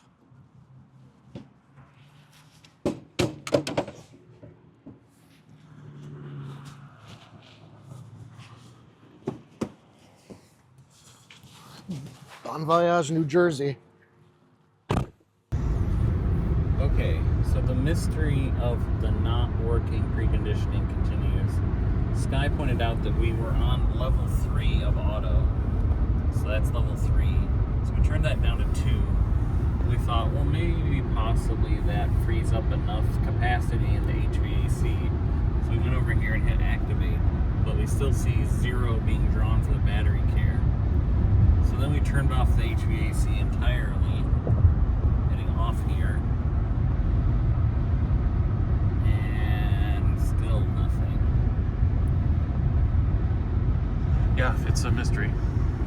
So we don't know why the preconditioning has stopped working at some point in this journey, but it has.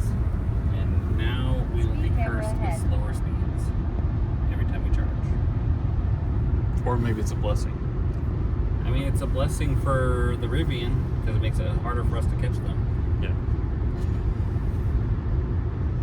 Anyway, that's the situation at about 12:30 Saturday night. Somewhere in Maryland, I think. Did we cross into Maryland? I don't know. Oh, yeah. I don't know.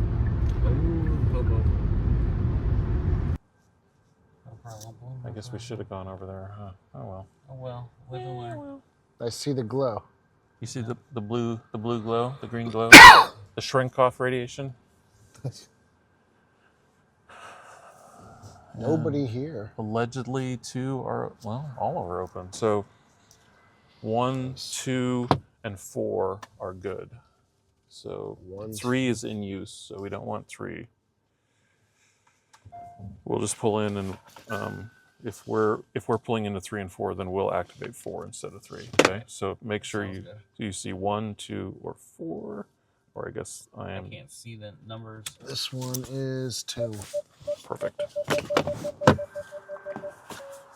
Yeah.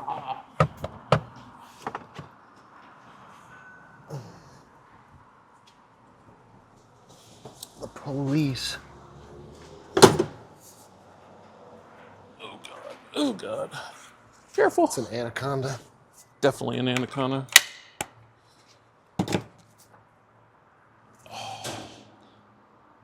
Connecting to vehicle. Initializing charging.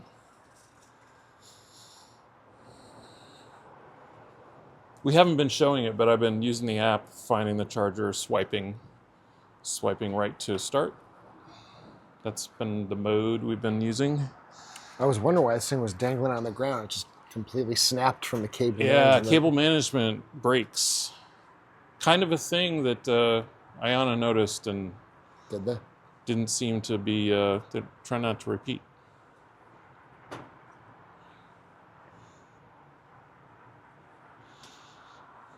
Cool.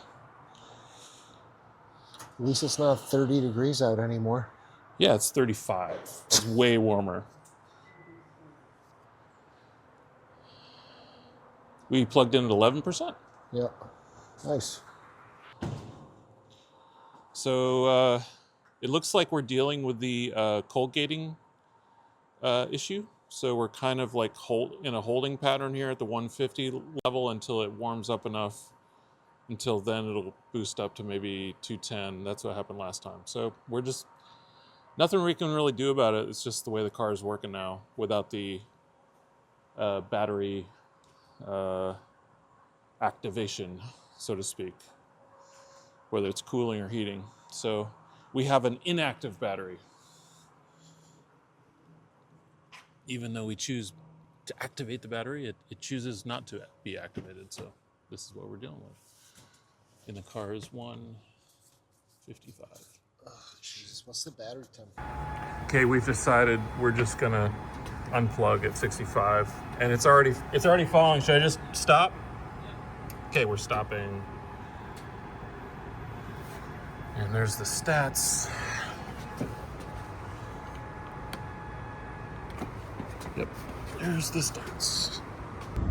Okay, so in our efforts to try to get the preconditioning back, we are now using the in-car nav, which in eGMP cars is not that great. We'd rather use Apple Maps or Google Maps.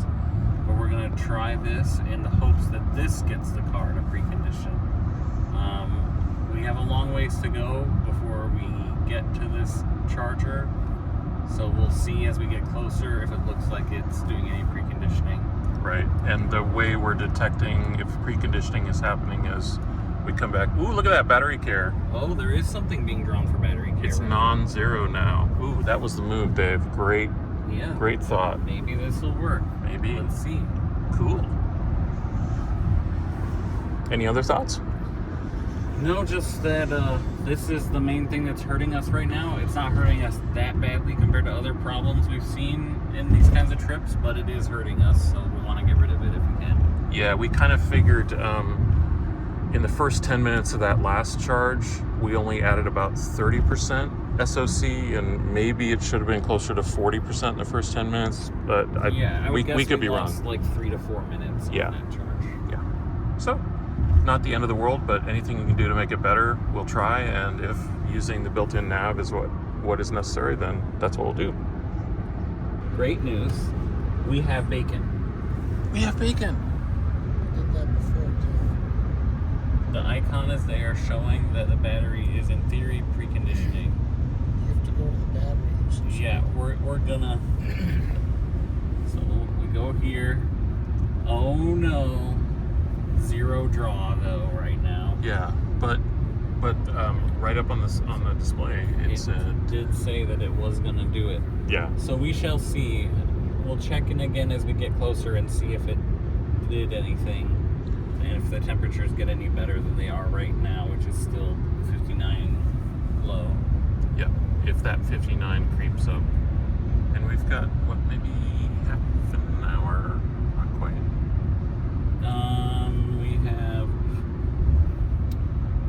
We have about half an hour until we get there. Yep. Okay. So we just noticed that the IQ is charging at a Pilot Flying J that we're going to, and the Model X team just passed them. I don't know if it's probably temporary situation or whatever, but interesting from the kind of horse race point of view. And we are about 25 minutes away from this spot that we're seeing on the map. So yeah, that's what's going on in the early morning hours of, is it Sunday? I guess it is. 2:49 in the morning, and we are north of Richmond, Virginia. Are we the Richmond, north of Richmond right now? I don't feel like it. Okay, well, I don't feel like it either, but we're in some pretty fancy cars, so we're in the Hyundai. We're in sort of the least fanciest. Yeah, we're the normal. We're relatable working people. The relatable working people's car is definitely the Hyundai. Yeah. Okay. Bad news, everybody. This bacon is turkey bacon. Because we are not using any energy on battery care. And if we go here, still battery minus 59, battery max is 75. So, alas, the bacon was a lie. It's false bacon. Yeah, so we're just gonna have to think of more ideas of how we could possibly precondition. But starting to run out here. We've been really creative. Yeah. Update you at the charger, which we are about 15 minutes away from. It's almost 3 in the morning, and we'll get there at 3:15-ish. I don't think yet. Ain't no slight left yet. Oh, wait, that's no. Oh, that was our thing. that was our thing. Shit, We can, I couldn't tell. yeah, shit. We can make it work. We can Turn find. left and then turn left. Oh yeah, we're gonna make Yeah, this work. we're gonna make this work. Real good. You made it work real good. You're clear over here on the right. And then we're it's over here. it was the blue things over there. Yeah. And wait for this guy. Maybe I see them over there. Yeah, they're the blue With the awning. awning. Yeah, we've got an awning. Maybe we've got windshield wiper stuff. I think our odds are better. I'll try to remember Wasn't it? to wash the headlights, but right now we're going to experience auto charge plus, right? Hopefully, Corbin? Sure hoping so. Yeah. So I don't have any other plans, I guess. Actually, you could just pull in and Oh yeah, I could pull in straight since it's. or whatever. We can go in. Yeah, I'll reverse. Oh god. Oh god.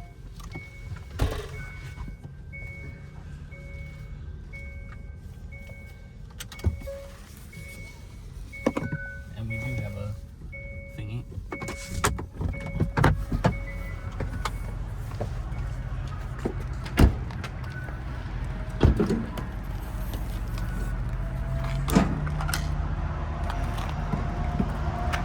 All right.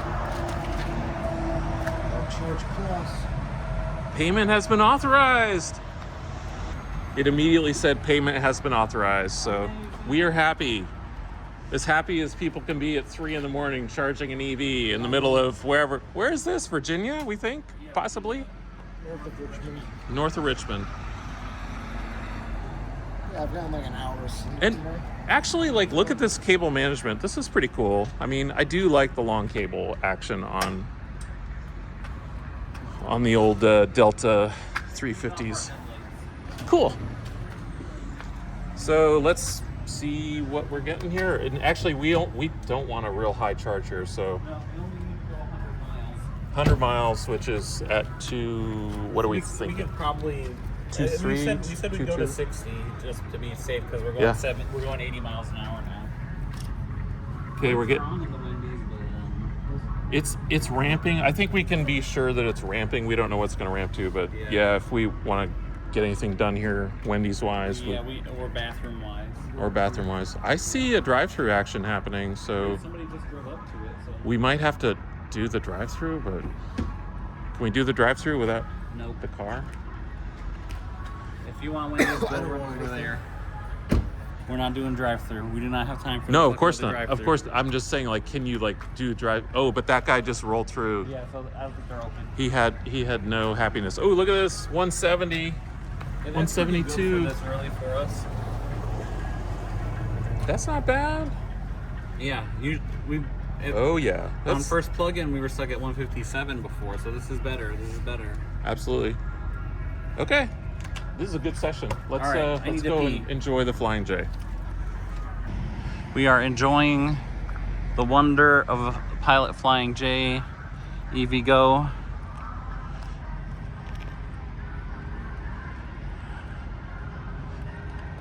We're up to 39%. I think we're going to 60, and then we're hitting the road. Speeds are about to cross 200 kilowatts, so We just dropped. We were at 218 we were at 218 and it dropped. just a minute ago. Oh, that's a bummer. I wonder if Doesn't have a graph, does it? nope. I wonder if the high temp got too high.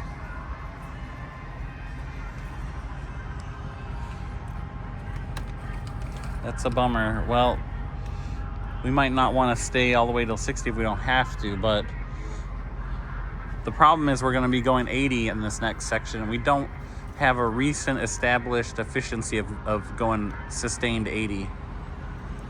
It's probably about 2.1. Yeah, it's probably like 2.1 or 2, which would mean we need more juice than less. Kilowatt hours. Yeah. So, Well, we'll see. at about, I'd say at like 55, 60%, we should be good to go. Yeah. We're waiting for our comrade anyway. We're about to tick over to 60%, and then we're going to unplug and go. Let's go, let's go.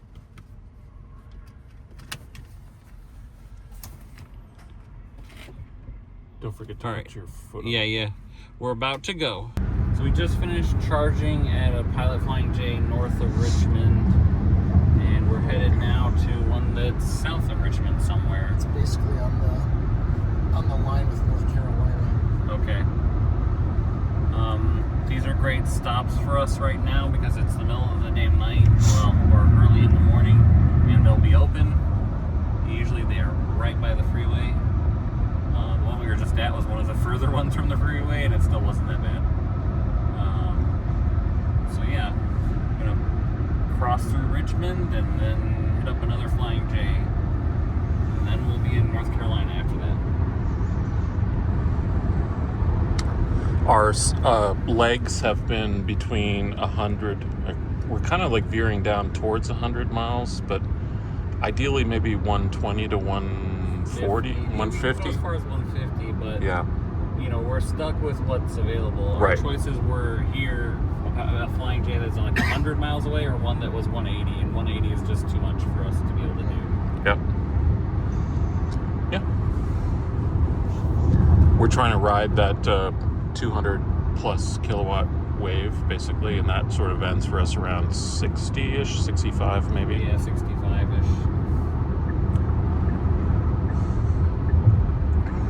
At 65% SOC, we have roughly 70 kilowatts, and so it just depends on our efficiency. As speeds increase, as we go south, then we're back out of like the big cities or into the Carolinas. Our efficiency probably will be, 2-ish, 2.3 It's maybe. 1.8 right now. 1.8 right now, but the last leg we did was around 2.3 or 2.4. Yeah, but that leg was mostly not at 80 miles an hour. Yeah. Now that we're back in 80 mile an hour territory, it's going to be closer to just straight up 2. 2. Yeah. Yeah, which Right. is not going to be conducive to longer legs. Right, and so then you divide that 65, 70 kilowatt hours by 2, and you get 130 to 140 miles. So that's the logic, and that's how the math is mathing for us. Yeah. So I've often said during my career as an engineer, when you've exhausted all the smart things to do, you start the trying dumb the things. stupid things, and now we're getting 5 kilowatts of battery care after we unplugged the ODB2 reader thingamajigger. So, okay, I guess, Maybe that's it. We'll see. well, we'll see if it does anything. Turn it Yeah. off now. Yeah, turn it. We don't need it this early. Yeah. Okay, cool. So we'll try it closer. Righteous. And we had the AC going, and we don't have the built-in route planner going. We just hit that. Hit the button. Cool. I would not have guessed this either. So, what do we have to say about this, Dave? So we pulled the ODB2, we activated the battery preconditioning, and it's pulling 5 kilowatts right now to condition the battery. That's so, kind of a lot. Yeah. So, I guess. I don't know. Is that a lot, Corbin? That's what it always pulls. Okay. Yeah. That's what it always pulls. All right. So the ODB2 was clearly fucking with it, and I would have put money down that it wasn't the ODB2. I would have, if someone had offered to bet $100, I would have taken that bet and I'd have lost $100. So I'm very grateful that nobody in the car was in a betting mood. No way. But yeah, it's doing something, and we'll figure out what the something is when we get to the charger, I guess, right? Yep. Put it back on, or maybe go home. Oh yeah, there you go. So we're about 25 minutes away from finding out at a Pilot Flying J.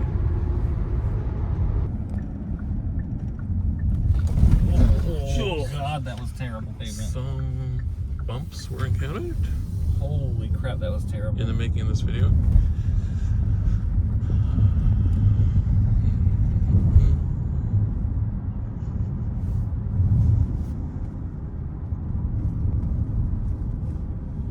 Where's this our chargies? Yeah, they're right there. Oh, there they are. No big canopy or nothing.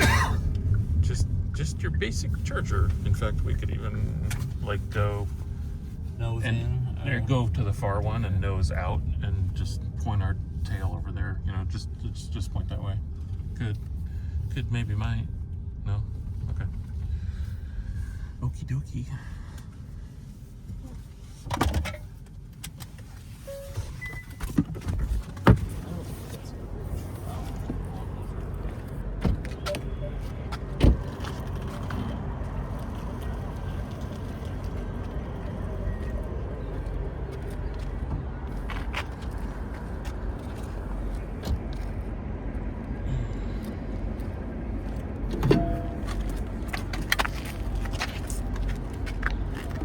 Good call, Corbin. That barely. Your payment has been authorized. Look at that. Auto Charge Plus on EVgo. That is the move. It's like a 3-second authorization or something, so that's great.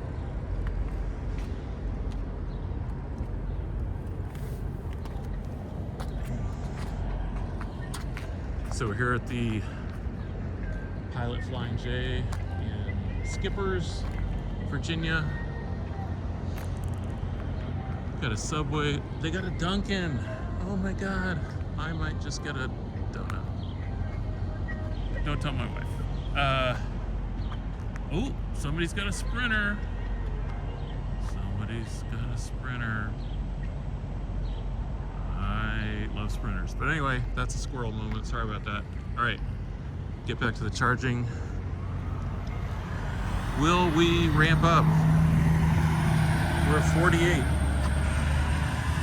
We're at 59. So we want to see this number, the power, come up to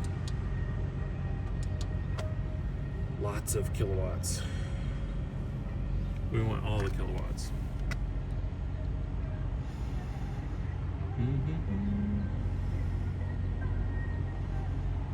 We're hoping for definitely over 200. Maybe call it like high teens, 219 maybe would be a great result here. Still ramping. Looking good. Oh yeah.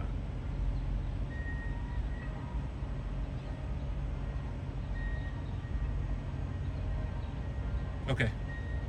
219 would be a great result, but the actual result is 201. 8, and that kind of makes sense.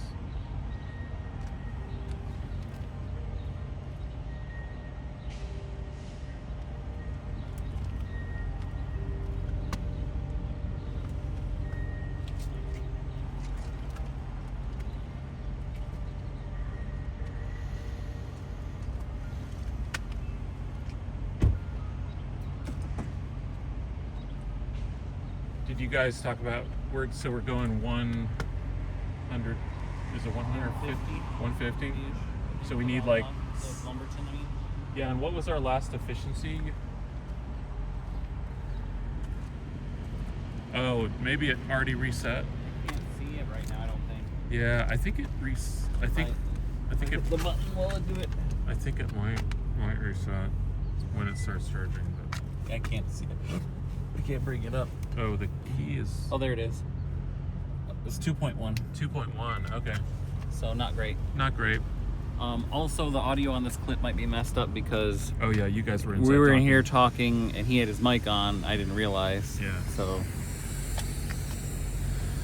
Well, we've got left and right, so maybe somebody can go in there and resolve it. hopefully, Maybe. just mute us. But we're getting good speeds. The preconditioning worked. Yeah, it started about 2:09 or something. Yeah. So we just got a pop-up message, Dave. Yeah, it said battery conditioning complete. I started it when we were about 21 minutes out from the charger. The way it works, this car, per Corbin, is that it'll heat the battery up to like 70 Fahrenheit. And then because the system is all warm, once it stops, it should coast a little bit more and get us right in that 75 degree Fahrenheit window that's optimal. So we're now like 12 minutes out from the charger, so we should be getting there with great temp. We'll be coming in with a little more battery than needed, but that's okay. Our charging curve is really flat up to 65%, so we'll just charge up to 60, 65 and then go to our next stop, which might be Buc-ee's, but we'll take a look at other options too.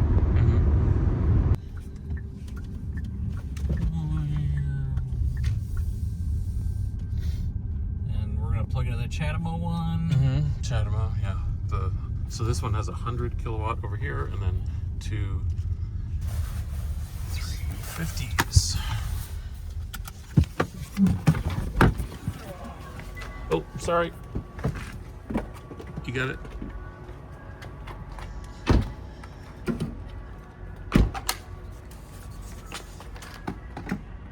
This has kind of been a two-handed operation where I've been like pulling the cable management down a little bit just so we get good. And payment has been authorized. Look at that. Looky there. Are you doing more driving? Yeah, I'll do the last one of those. I don't have a mic in here. Scott, you really should try and get some sleep. I have been trying to get sleep. It goes a little bit on this last thing. Yeah. No, I've been trying. It's doesn't come easily to me in a vehicle. Oh my God, it's actually kind of nice. I know. This is starting to feel not like Maine. I think we've escaped Maine. I think it's official. We're not in Maine. Yeah, we're not in Maine anymore. I don't see any blueberry, the canopy of blueberry trees overhanging. Yeah, as everyone knows, blueberry trees grow very tall. Yeah, intimidatingly so. We're here for all the important information, consumer information.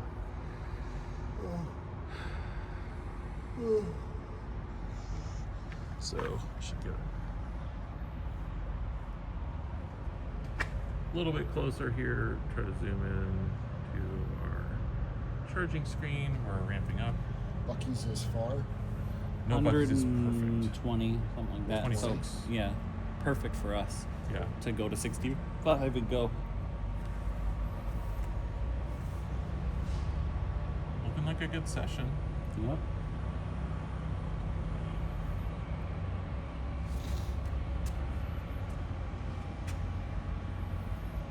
And so we need to go to 55, 60. We should go to 65. What's been your efficiency? Terrible. 205, 208. Yeah, look at that. Hooray! I'm gonna go get 2 more Red Bulls for this last leg. I can take over. That sounds like a very moderate. 2 Red Bulls sounds like a very moderate decision. Okay, so we're also here for health food advice. Yeah, get the fruit. Get the fruit Red Bulls. They're better for you. Fruit Red Bulls are better, probably. I mean, they have fruit in them. Yeah. Okay, so we are currently charging in, what's it called? It's a place where a bunch of other people charged. Kenley. Yeah. Pilot Flying J. Pilot Flying J. North Carolina, I believe. Yep. And our next stop is going to be a Buc-ee's. It's about 126 miles from here, which is a good distance for us to cover from like 65%-ish. And there we can grab breakfast and charge up and pick our next stop from there. We're currently at 57%, pulling almost 230. So we're getting close to the point where we're going to stop and unplug, but not quite there yet. And your previous efficiency was? Pretty trash. Let's look. Amazing. It says 0, 0, 0. But you're around, was it 2? Was it around I think 2? it was around 2. Around 2? Okay. Right around 2. So 126 divided by 2 is 63. So yeah, 65, 70%, 75, something like that. Okay. All right. And then I'm gonna once we get to Buc-ee's, someone else is taking over for driving for a while. Yep. So we just left the Pilot Flying J at Kenley, maybe 5-10 minutes ago, something like that, maybe a little bit longer. Yeah. 13 miles 11 minutes ago. And looked, and we've got battery condition is high. I guess that means temperature. Yep. Or is that like its state of mind? We're not sure, but yeah, we see the battery carrier. We didn't activate anything, and it's obviously cooling the pack off, I suppose. Yeah, moving the heat into the cabin. Yeah. What's interesting is it doesn't show up under the percentages, but okay. It's not equal to 1% of the power that's been used so far, I guess. If it's less than 1%, it gets rounded down to 0. Yeah, I guess so. But anyway, everything is working as it should. Or at least as the Hyundai engineers intended it to work, apparently. So yeah, we're good. All is well. Onward to Buc-ee's. So, keen-eyed people may have noticed we are at 68% state of charge, and we're only going 117 miles, and the car claims that will get us 162 or 163 miles, but the car is a liar. Look at that efficiency, 2 miles per kilowatt hour. With the degradation we have, our percentage state of charge almost directly translates 1-to-1 with kilowatt hours.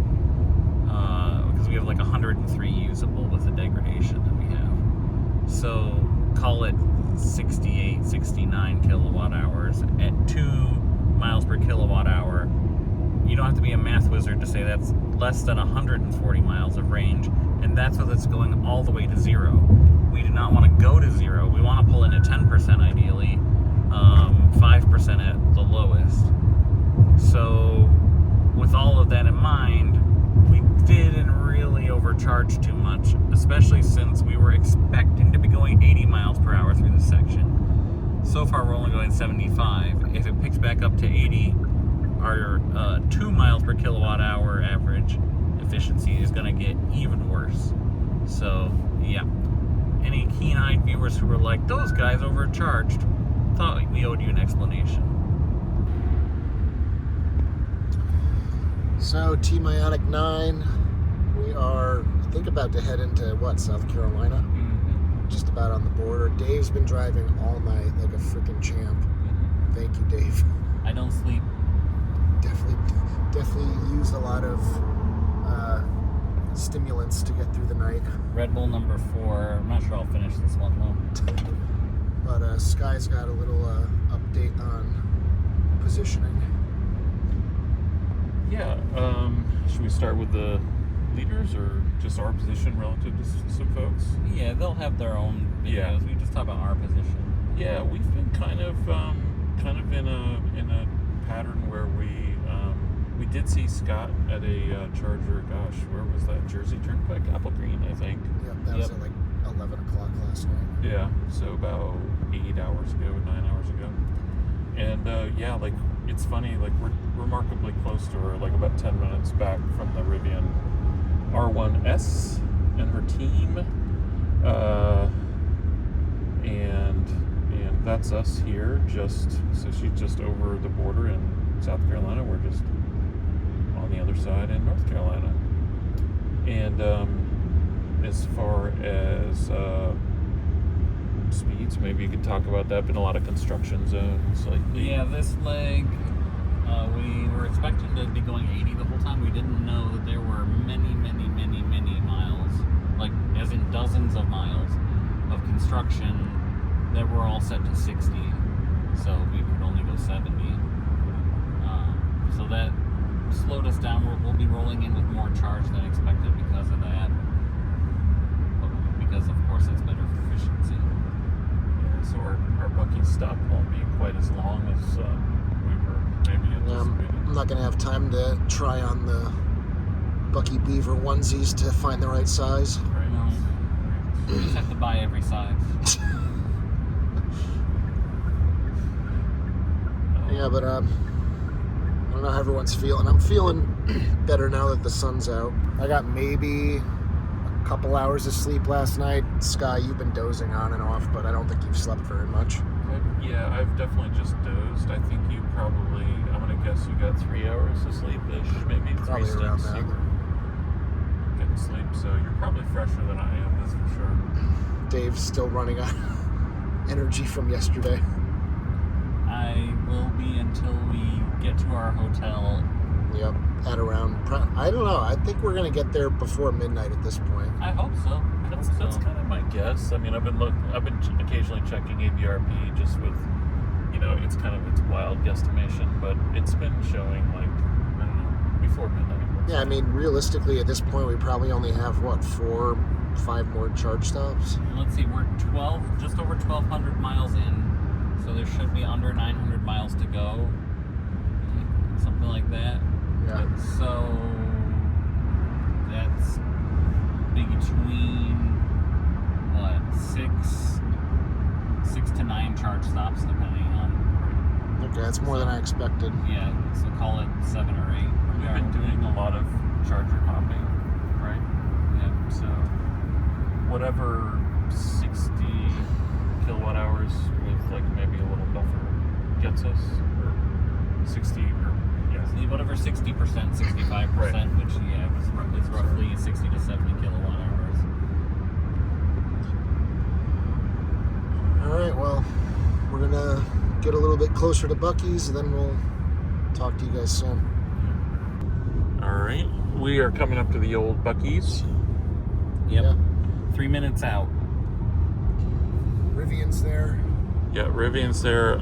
So we're gonna do a tap to pay on the ChargePoint Express Plus.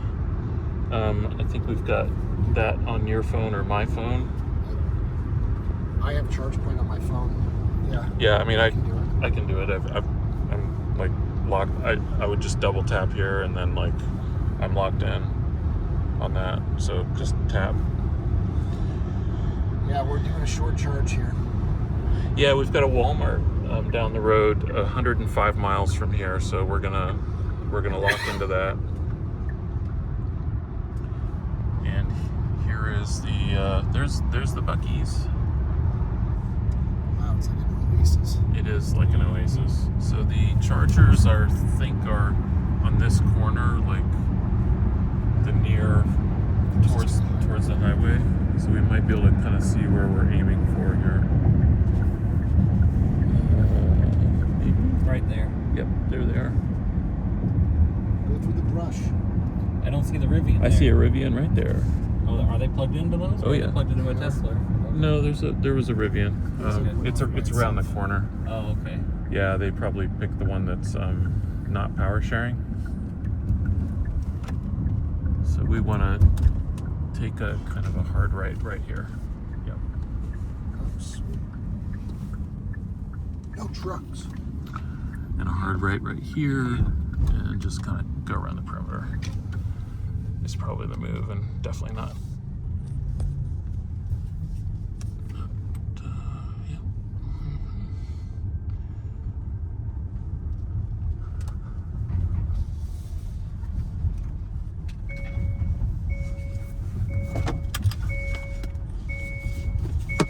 There's a Rivian, and we just want to back into something. Yep.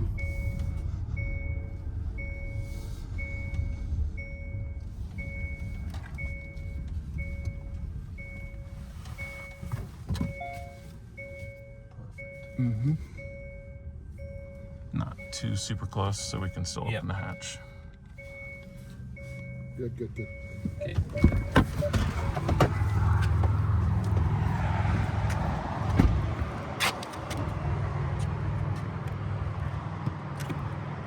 Oh, we need the neck. This doesn't have an on. No.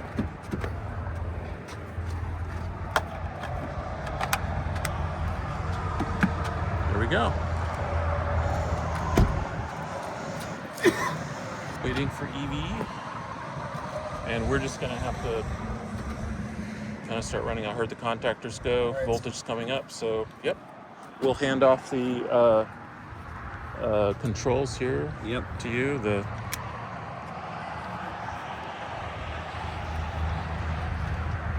Put this one to your belly. It's coming up slowly. You know, it's coming up slowly. 25, 31, but I think it'll come up well. Yeah. I don't anticipate an issue here. Yeah, that's the typical usual. Yeah, you guys go ahead and run in. We're gonna run. I'll go harass the Rivian if anybody's there. These are in the dash there. Okay. Is there anybody in the Rivian? Or are they all inside?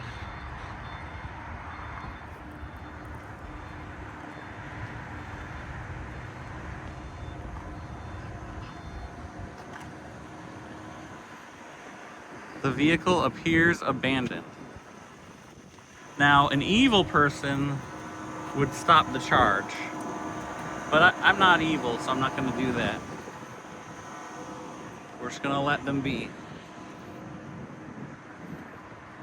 And we're going to hope and pray that they get back here before, and we can leave before the Rivian's ready to leave. The fact that they all abandoned it makes me think that they are deep charging here.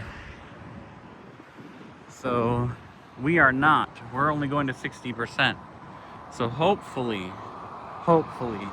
we can leave before the Rivian. Let's see, let's make sure that we're getting good power.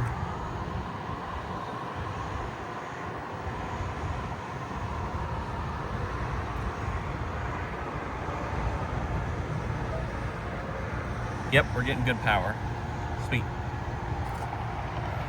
We shouldn't be here long. Getting to the 60% should be quick. Hopefully the timing works out well with the bathroom breaks. Update and somebody arrives or something. These people are running. We're not near Running you. and running and running. Are you in the front? I'm in the back. We're not quite ready to leave yet, though. Are they leaving? Oh no, they're leaving. They claimed we stole their power. They're leaving? They're gonna beat us. What? No! No, it's not fair. Damn it! Damn it. They're leaving. We still need some power. We're only at 37%. That's not enough. That's not enough. We can't go 105 miles on 37%. Oh. They might get lost in the parking lot. They don't seem too good at navigation.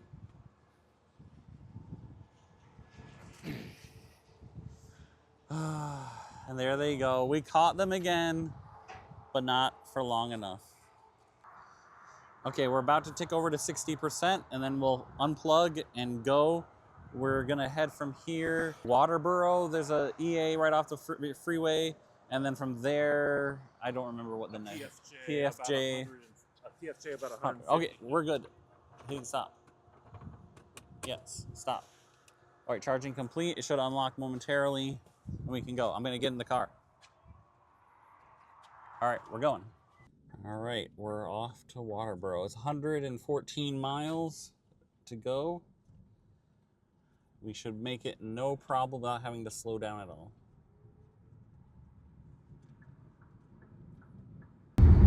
Update from the Ioniq 9 on the way to Walterboro from the Buc-ee's. We are now 64 miles out. We've got about 96 miles of range, so we should be rolling in with more of a normal target. This leg seems more predictable so far, where we're just able to cruise at a constant 80. And yeah, that should work out well. And we'll have another fairly short leg after this, so this should be another short stop. Another update when we get closer to the charger. Literally feet from the Walterboro exit to go to the EA here. Charger number 2 suddenly became unavailable. So that's bizarre. Bad luck. We're gonna see if the screen as we pull up actually shows the like red X unavailable. If it does, then we have to use one of the 2 remaining 150s, which sucks really bad. We'll have to see. We'll be pulling up momentarily. I see 3 cars there. Wow. Well, the one on the end is our only move. Oh no! Yep. Oh no! Oh no! It's And there's an a Aria. Lexus. That's not. Is that an Aria? I thought it was. Whatever. It's an EV. Yeah. It's. Wow. So now they're all taken, and we have to wait.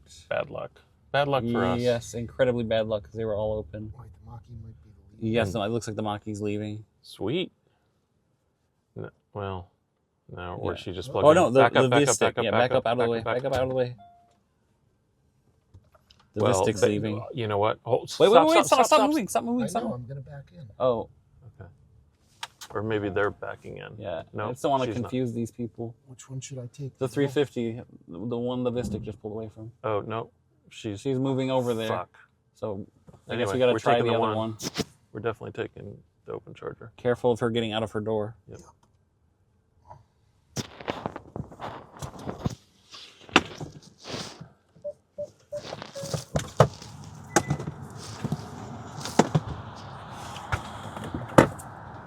Charger 1. Charger 1. All right. Well, let's see Swipe if to this charge. 150 works.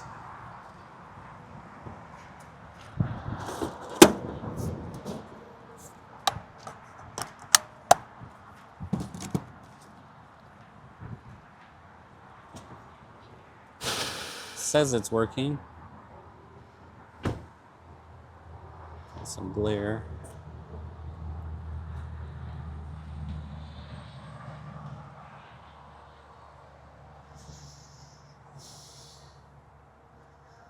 Well,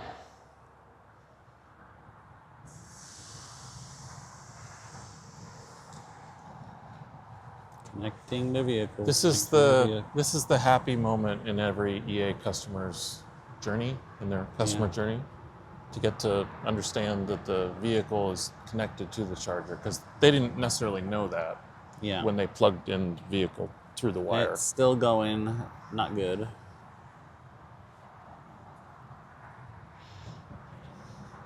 You're blocking me. Those just sitting there at 81%. The what? Those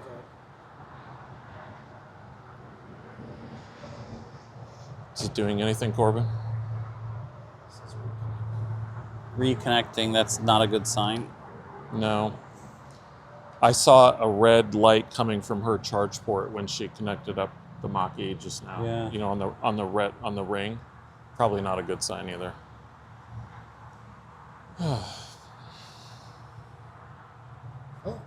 Initiating charge.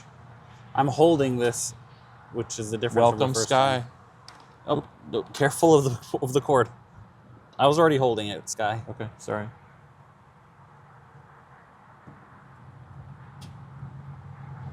Kind of weird that the app bombed out, but whatever. Yeah. The app is not very accurate.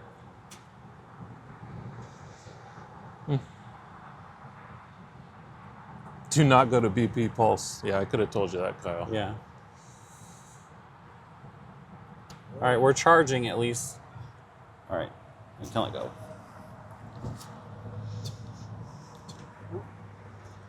So what kind of power are we going to get? In theory, like maybe 170 at best? No, we should get. Oh, Yeah? Number 150. Yep. Mm-hmm.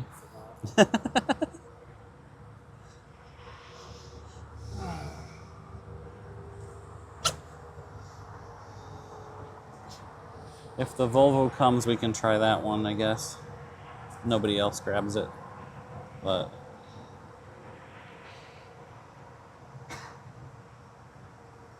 $126.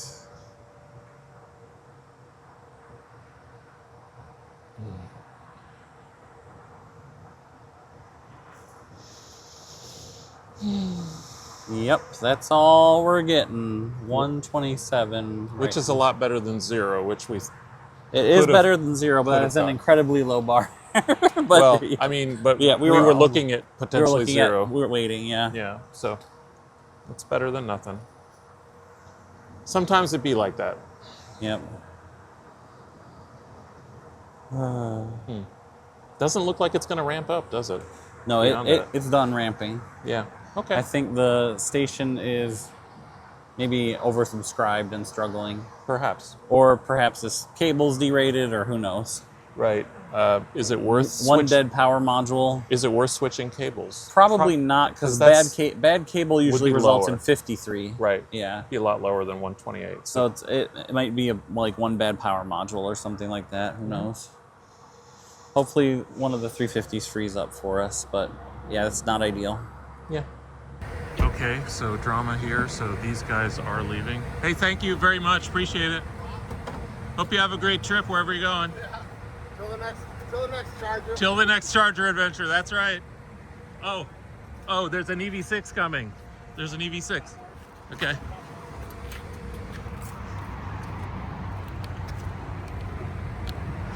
EV6 incoming. All right.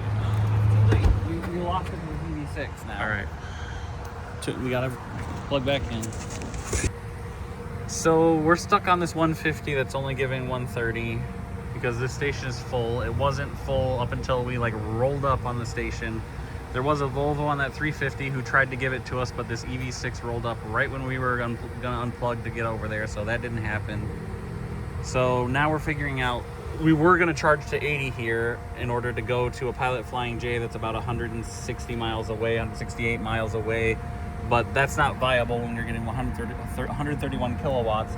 So we're picking the next closest station. There's a Rivian Adventure Network in Pooler that's 5 of 6 open, and there's an EA there that's 3 of 6 open. 50-50, yeah. So hopefully by the time we get over there, then one of those 2 locations has something available to us where we can get full power. So to go 70 miles, we need like 30 to 35 kilowatt hours, so we should be able to go at like 40%. So we just need whatever his name is, Corbin, back here, and we can go. Though we're at 27%, and getting to 40% will take a little longer on 131 goddamn kilowatts. So we're on our way to Pooler as our bailout from the debacle we just had in whatever the fuck that town was called. You might want to wipe your front-facing camera. Don't go there again. It's fine. Is what it's called. Yeah. So it seems pretty locked in that we're just gonna beat the buzz, and that's it at this point, because the Rivian just finished charging and pulled out ahead of us, and we still have to charge in another 26 minutes. So yeah. Yeah, we're in heavy traffic. Yeah, we're in heavy traffic. There's basically no chance of us passing the Rivian. I think we've seen them for the last time. If that last charge hadn't gone the way it did, maybe we'd still be in contention with them, but now it's, I think, pretty much over. We also did a rough estimate, and I'll be happy if we get to Key West before 1 a.m., because that means nothing else went wrong in the rest of the drive. So So have some cocktails ready for us. yeah, it's gonna be late night after a long day and a half. Here we are arriving at the Pooler exit. The exit ramp is full of stopped cars. They're all going to charge. Yeah. They're all electric. No, wait, they're not. But they are all turning right, seemingly. Well, there must be something happening that we don't know about.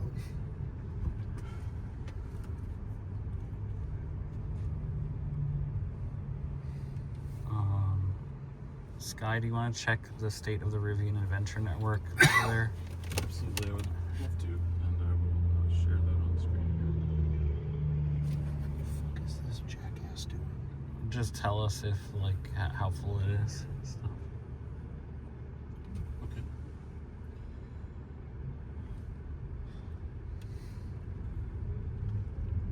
Idiot was on their phone instead of moving.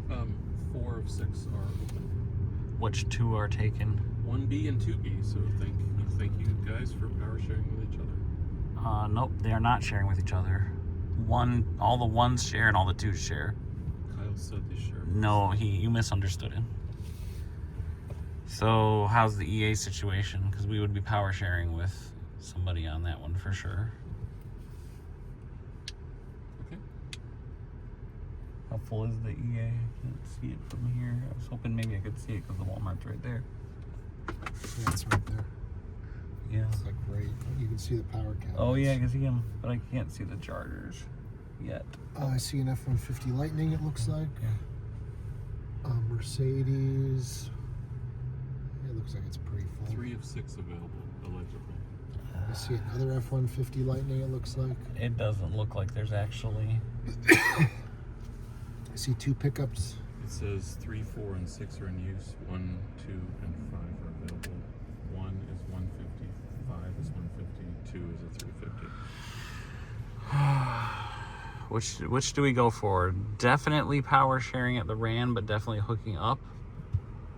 Possibly only getting 100 kilowatts because the 2 Rivians are each taking 200 and it's 300 shared between the 3. Or do we roll the dice and go over to the EA and hope we can get a working 350? Is the Rivian further down the road? It's further away. to The EA is slightly closer. We should probably try the EA first. I All right. think so. Pivoting again and trying the EA first and seeing if we can get a decent charge there. Update when we get there. Okay, we just arrived at the Rivian Adventure Network in Pooler. 2A is empty. We're plugging into 2B and 2C is empty, so we should get full power here.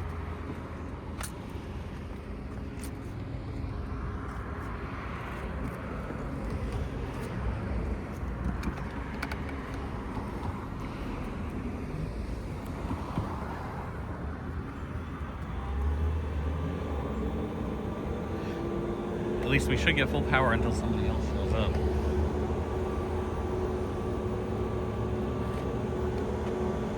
Let's see.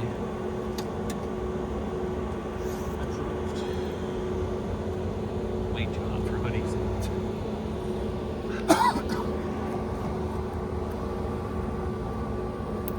This may take a moment. I don't got a moment! It took many moments to get here. There's none left. You have a certain number of moments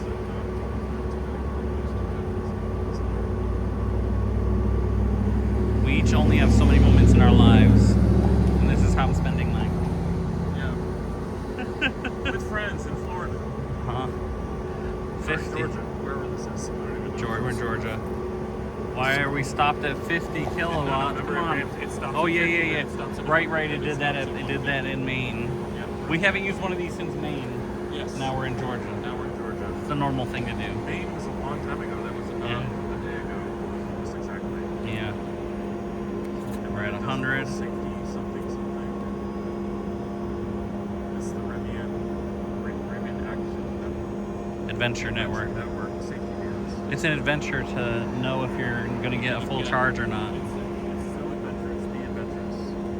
Ram. All right, we're going up to 2 hundo. All right, we're getting full power. Hooray! It's a freaking miracle. It was worth coming here after all. Amazing. All right. Now we need to figure out where we're going next.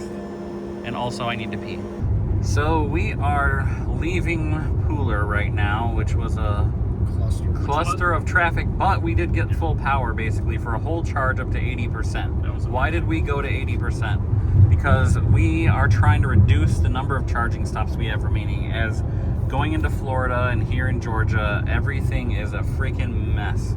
And so the more charging stops we have, the more traffic we have to deal with, the more chances of full stations and stuff. So we're going to try to minimize our charging stops down to like 3 or something, including the one we're heading to. We're going to a Pilot Flying J that's like west of St. Augustine, quite a bit south of Jacksonville. It's 177 miles away from us currently.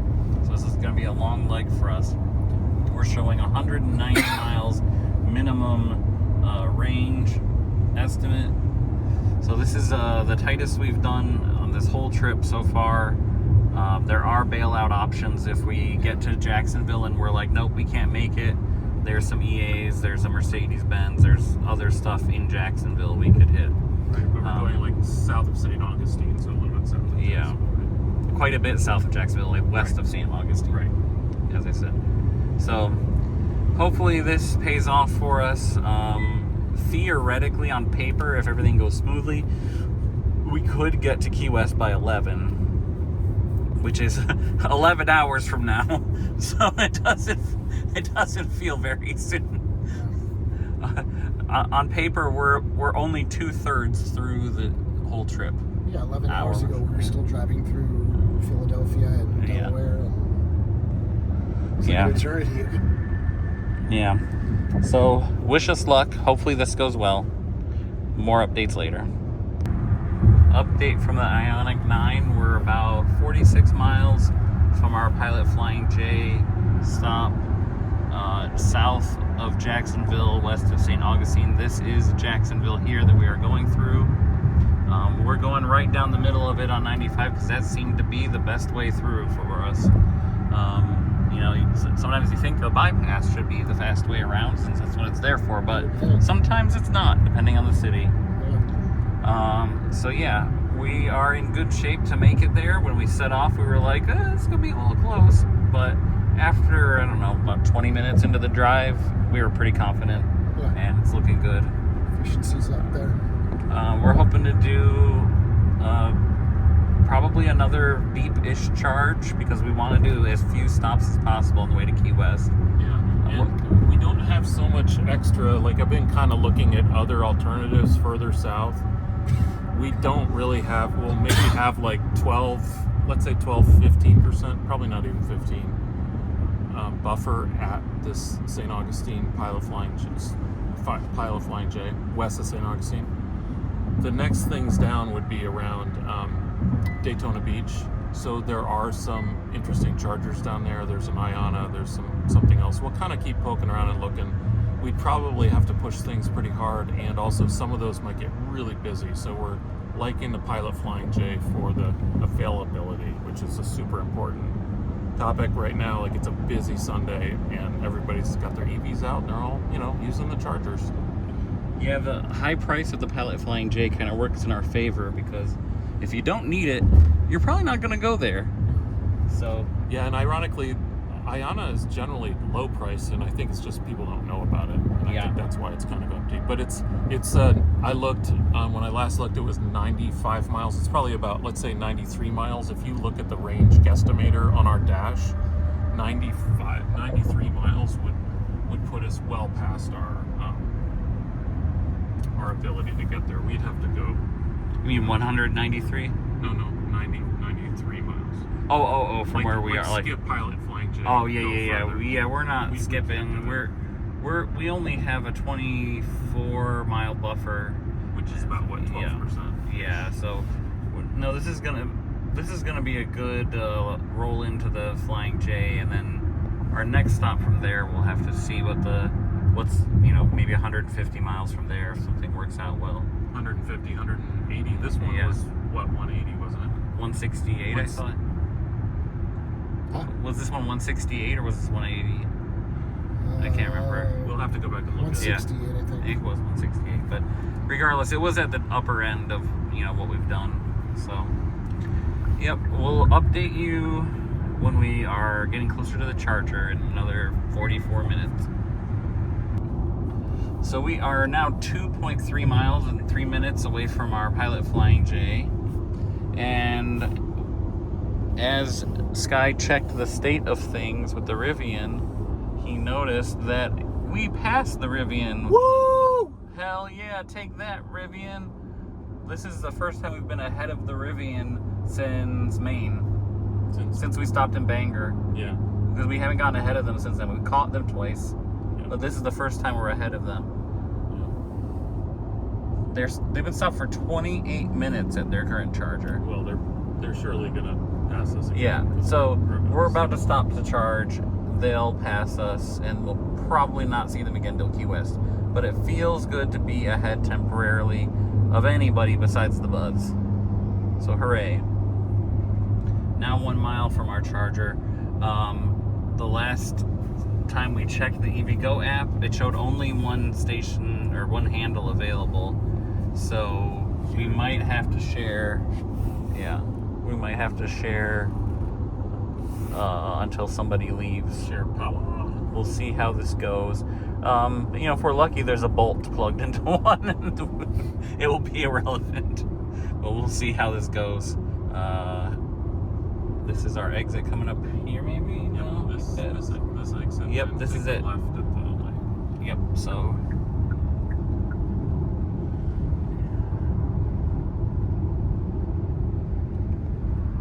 It's green.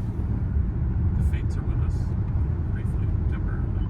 Come on, Faith, put a bolt on one with a free handle.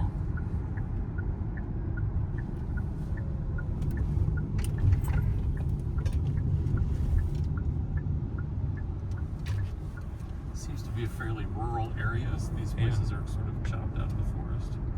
There's our Flying J, there's our canopy right over there. Who are on the chargers? This is the Our question. charger buddies. Yep. I see Oh, cool. A Prologue. a Lyric, or is that a Blazer? I can't tell from here. Oh, that's not a Lyric. That's like a Equinox or a Blazer. Those are slow. We got the spot on the end. Yeah, we got the spot on the end with the. Oh wait, no, it's a BZ4X. So those are really slow. Busy fork. Yeah, we should be good. We should be good. And we just need to plug the charger. Yep.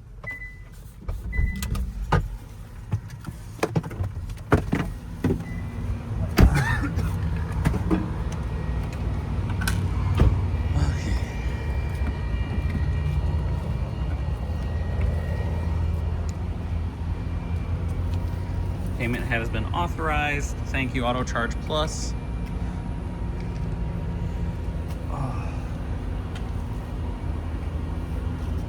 Connecting to your vehicle.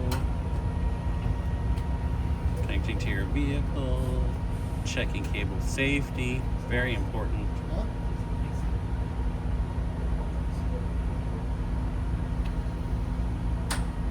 It's a good color on that Equinox over there. Or an Escalade. Escalade IQ. All right, we're going. See what we get up to.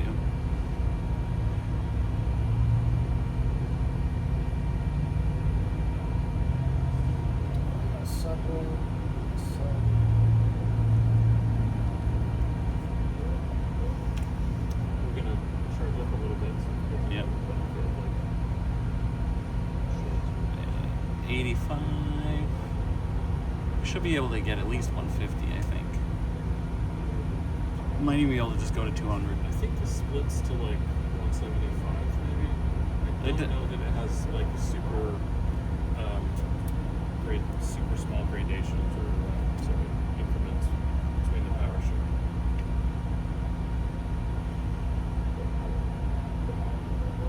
We're almost to 175. We'll see if we go past it or not. Hey, what the heck? I didn't tell you to. Yep, you Yeah. called it, Sky. right at 173. So I may know a thing or two about Yep. these chargers. that's okay for now.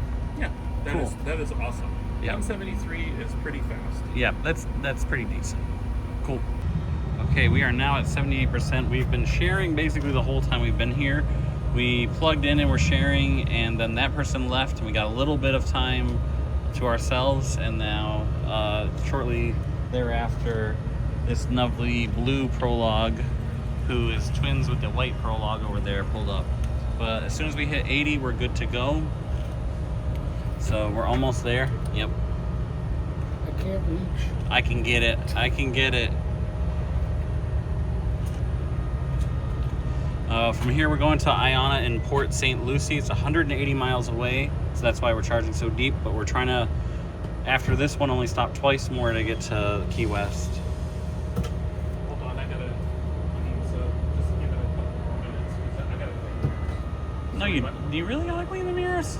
We could. I got water. So.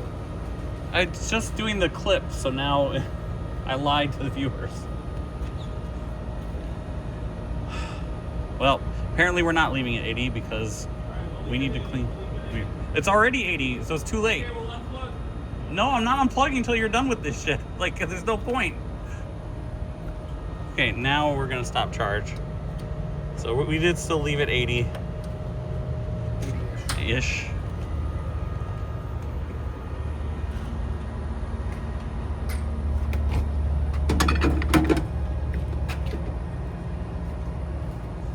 All right, time to go. So we're on the road going to Port St. Lucie, Iona. We chose that because it's reliable. It's not overly busy, unlike like every EA on the east side of the state. It's also a good distance in where we could charge deep and make a lot of distance and try to reduce the number of charging stops before we get to Key West. We also were ahead of the Rivian before we stopped for the first time since Maine, as we mentioned. But now they are ahead of us, but it looks like only maybe like 3 or 4 miles ahead of us. So if we hadn't had our debacle in Pooler, we'd probably be ahead of them right now. There's still quite a bit of time left. What time is it? 3:07? It was before Pooler. It was before Pooler? Oh, yeah, it was the stop before Pooler. Right. We have like 8 hours-ish, 8 to 9 hours left of driving today, probably, driving and charging. So there's still time to potentially get ahead of the Rivian, maybe, possibly. We'll see how the day shakes out. We'll check in again as we get closer. We do not have a lot of margin between our remaining distance to Port St. Lucie, Iona, and what our expected ability to make distance with the charge we were making. Oh my god, I can't speak. You get what I mean. We have enough charge to get there, but the buffer is not huge, so we'll see how that stabilizes as we move down the road. Well, you've hit some weather for the first time besides the overnight fog in like the North Carolina area and the snow in Maine. Florida gives us rain, which, you know, is very typical Florida. The rain comes, hits hard, and moves on usually. So hopefully we get out of it pretty soon and it's not long enough to like make an impact on our efficiency or anything. People down here sometimes react to the rain as if it's a blizzard, but it's just a dang rain. Yeah, but it's already lighting up. And it seems like we'll be out of it soon. But thought you all would enjoy a little variety.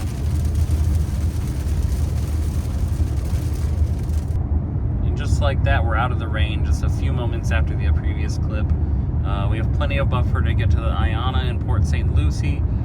If Apple Maps is accurate, I haven't checked Waze or anything, but if Apple Maps is accurate, we should be done with the bad traffic at this point. We should have smooth sailing to Port St. Lucie, which is another 131 miles away, so little under 2 hours away at 80 miles an hour. So, yeah, cool. Wonder what this place is called. I'll never know. We've still got 40 miles to go. 63 left of range estimation, so. Yeah, so we have plenty of range. We're gonna get to the Ioniq, which is a little bit longer. One might think that we took the wrong exit, but no. We chose to take a scenic route through beautiful Fort Pierce, Florida, and get to the Wawa a few minutes later, but more refreshed and happy from the sights that we've seen, like houses and trees.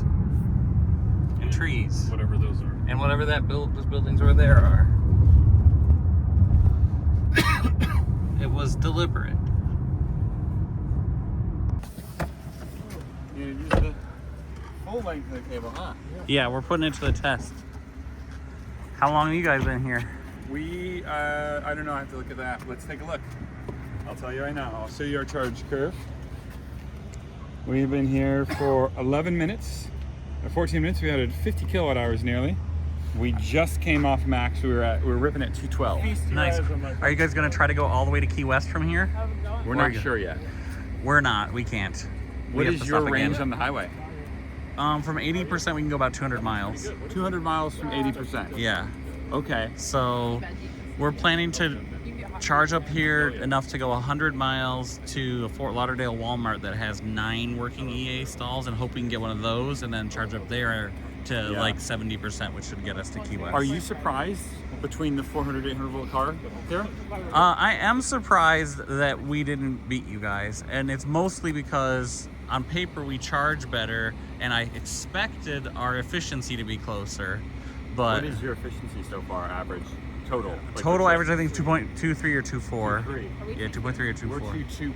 We're 2.23 or something like that. Yeah. Yeah, so Ours it's stops at like 1 digit, so we don't. It's Yeah. a little frustrating. You know, it's like 2.2 or 2.3. You know. I wonder if the much bigger battery capacity you have gives you guys a lot more flexibility in what chargers you go to, and fewer stops, and that's one of the big reasons You why. think about it like if Yeah. in a perfect world, this could be faster, Yeah. but in a perfect world, the charger is not where you run out of charge. It's Yes. 5 minutes detour. This Yeah. one was like 10 minutes This detour. is our Yeah. longest detour we've This is the seen. biggest Yeah. detour. We've been trying to avoid detours in general.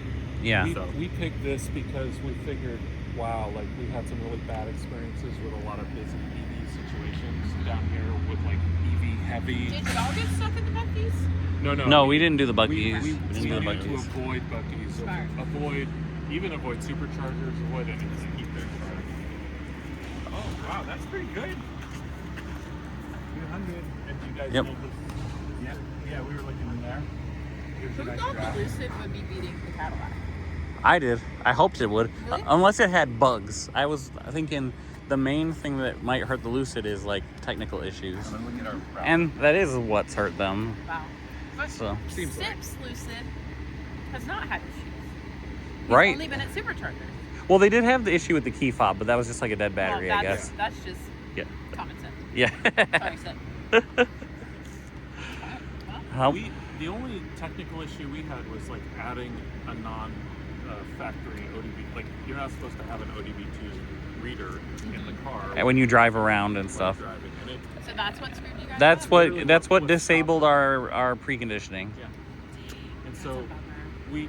we were talking to Kyle on the phone, and after we talked about it, I think during the call I'm like, well, maybe we should just pull that thing out, just because it's part of this whole system. Yeah, and Kyle and me and Corbin were all like, "There's no way it's gonna do anything," but we did it anyway, and then it fixed it. No. Yeah. Because it's an ODB reader, right? Yeah, it shouldn't be causing any problems. It's like, how could it cause a problem? Like induce a voltage on a line or something? Do Like we know what it did? We can customize. we don't know what it did and why it So broke it, but it's an ODB reader, but it might be an ODB fuck around and find Yeah. outer. Because Yeah. It's like it was doing something with the car. The car for didn't like instance, it, My whatever the- Sprinter, they explicitly say, do not drive with something in the ODB2 like Yeah. port.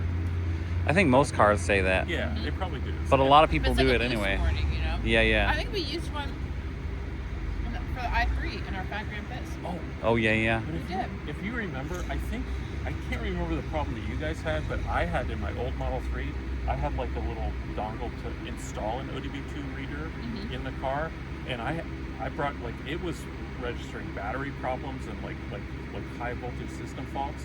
They debugged that thing for a week, and it turns out it was that extra little reader in there. They unplugged that, and it was all fine. All right. And so I think there was something like that. I seem to remember something like that with Kyle's, like the beep. Maybe I realized it's the car. Let's check the session. We're already up to 21%, 213 kilowatts. So that's going well. Yep, there's the curve. Not much of a curve, it's more like a table, which is what you want. So that's good, we'll check back in. We only need to go 100 miles to the next charger, so 60% is plenty. So I'm gonna grab a sandwich. Bye.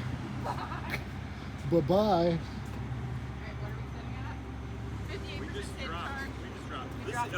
This is our weird charge curve this session. I don't really understand it. But the Rivian has not been ripping the fan, so that could be a cable temperature thing. How does it feel? Warm, but not hot. Well, maybe one day.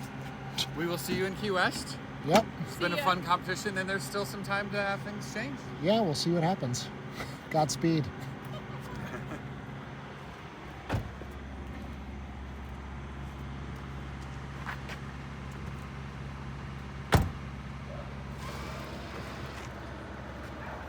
And there goes the Rivian. Probably securing us in second to last place, unfortunately.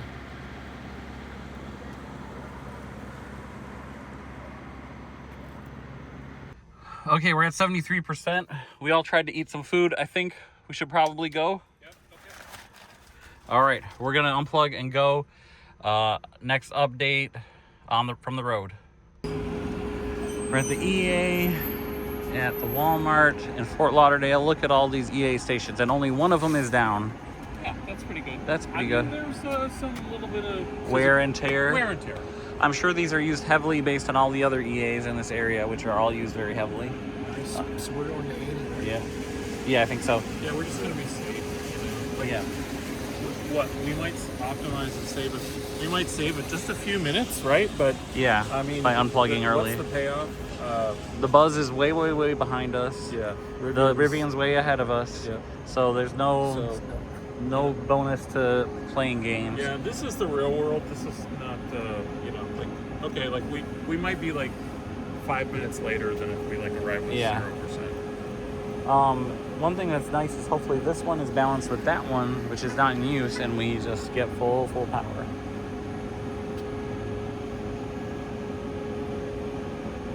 Very nice. Yeah, it's Very going nice up. news. Yep. Looks like we will get full power. Hooray. 199, 204. Yeah, we're good. So we're just gonna charge up to 80 and then head to Key West directly from here. We are 1 mile away from the end on Key West. It has been a long journey across the Keys, which frankly is a little daunting for me for tomorrow because I have to do it in reverse. But it's exciting that we are almost there. Key West looks nice. Seen lots of people out and about for 11 o'clock at night. On a Sunday. On a Sunday at that. Not sure if anyone will still be at the mile zero mark when we get over here. The Rivian arrived not too long ago and the Escalade a bit before that, but I imagine everybody's tired and may do their bare minimum and skedaddle off to their hotel. So we'll see. We're not really sure what's awaiting us there. So you can see our stats. We're currently at 2,057.4 miles driven, and that'll tick over to 2,058 by the time we get there. We have 30 hours and 52 minutes of drive time. That does not include charge time. It's currently just about 11 o'clock p.m. on Sunday, and we left about 11:30 on Saturday. So yeah, I know. I was finishing my thought. I can only do so much at a time. So you know, that's just about 36 hours, which is what we expected. I think we'll be like a half hour under, so we'll be like 35 and a half hours. Yeah, honestly, we were at times looking at even like a lot of the route plans that we were doing in Better Route Planner were showing 38 hours. So I think we're pleased how optimized it seemed like we were able to get. Yep. I mean, not that there's not time on the table. Yeah. But I think we pushed this car about as hard as it could go.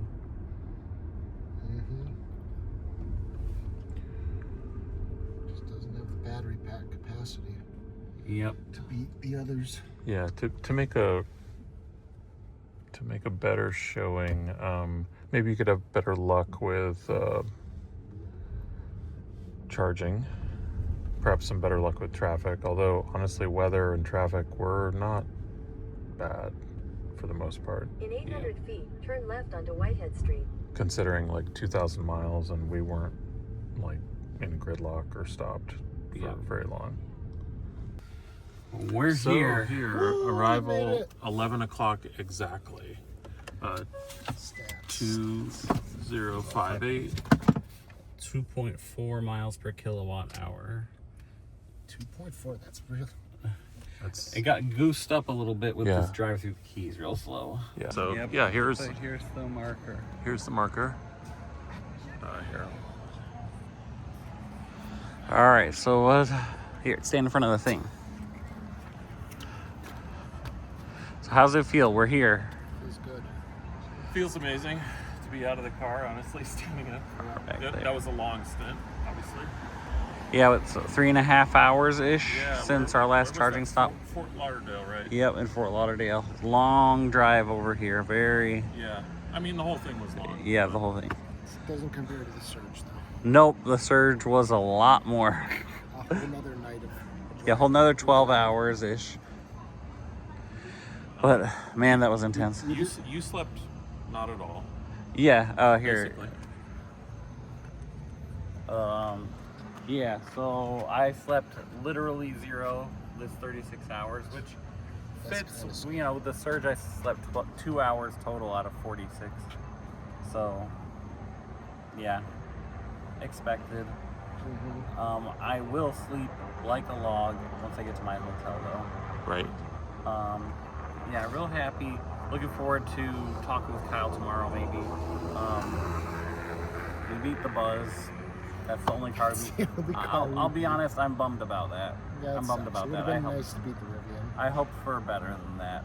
But I think the car is just not capable of it. And we'll talk more about that with Kyle tomorrow. So there you have it. That's the Eastern Edge. Thank you all so much for watching. If you guys like this video, give it a thumbs up. Check out my store at ioniqguy.com for accessories for your Hyundai, Kia, or Genesis EV. All sorts of cool stuff there. If you like this content and you want to see it before everybody else, consider becoming a channel member for as little as 99 cents per month. For $3 per month, you gain early access to these videos as well as a 10% discount to my store. Again, ioniqguy.com. And as always, I'll see you guys in the next one. Take care, everybody.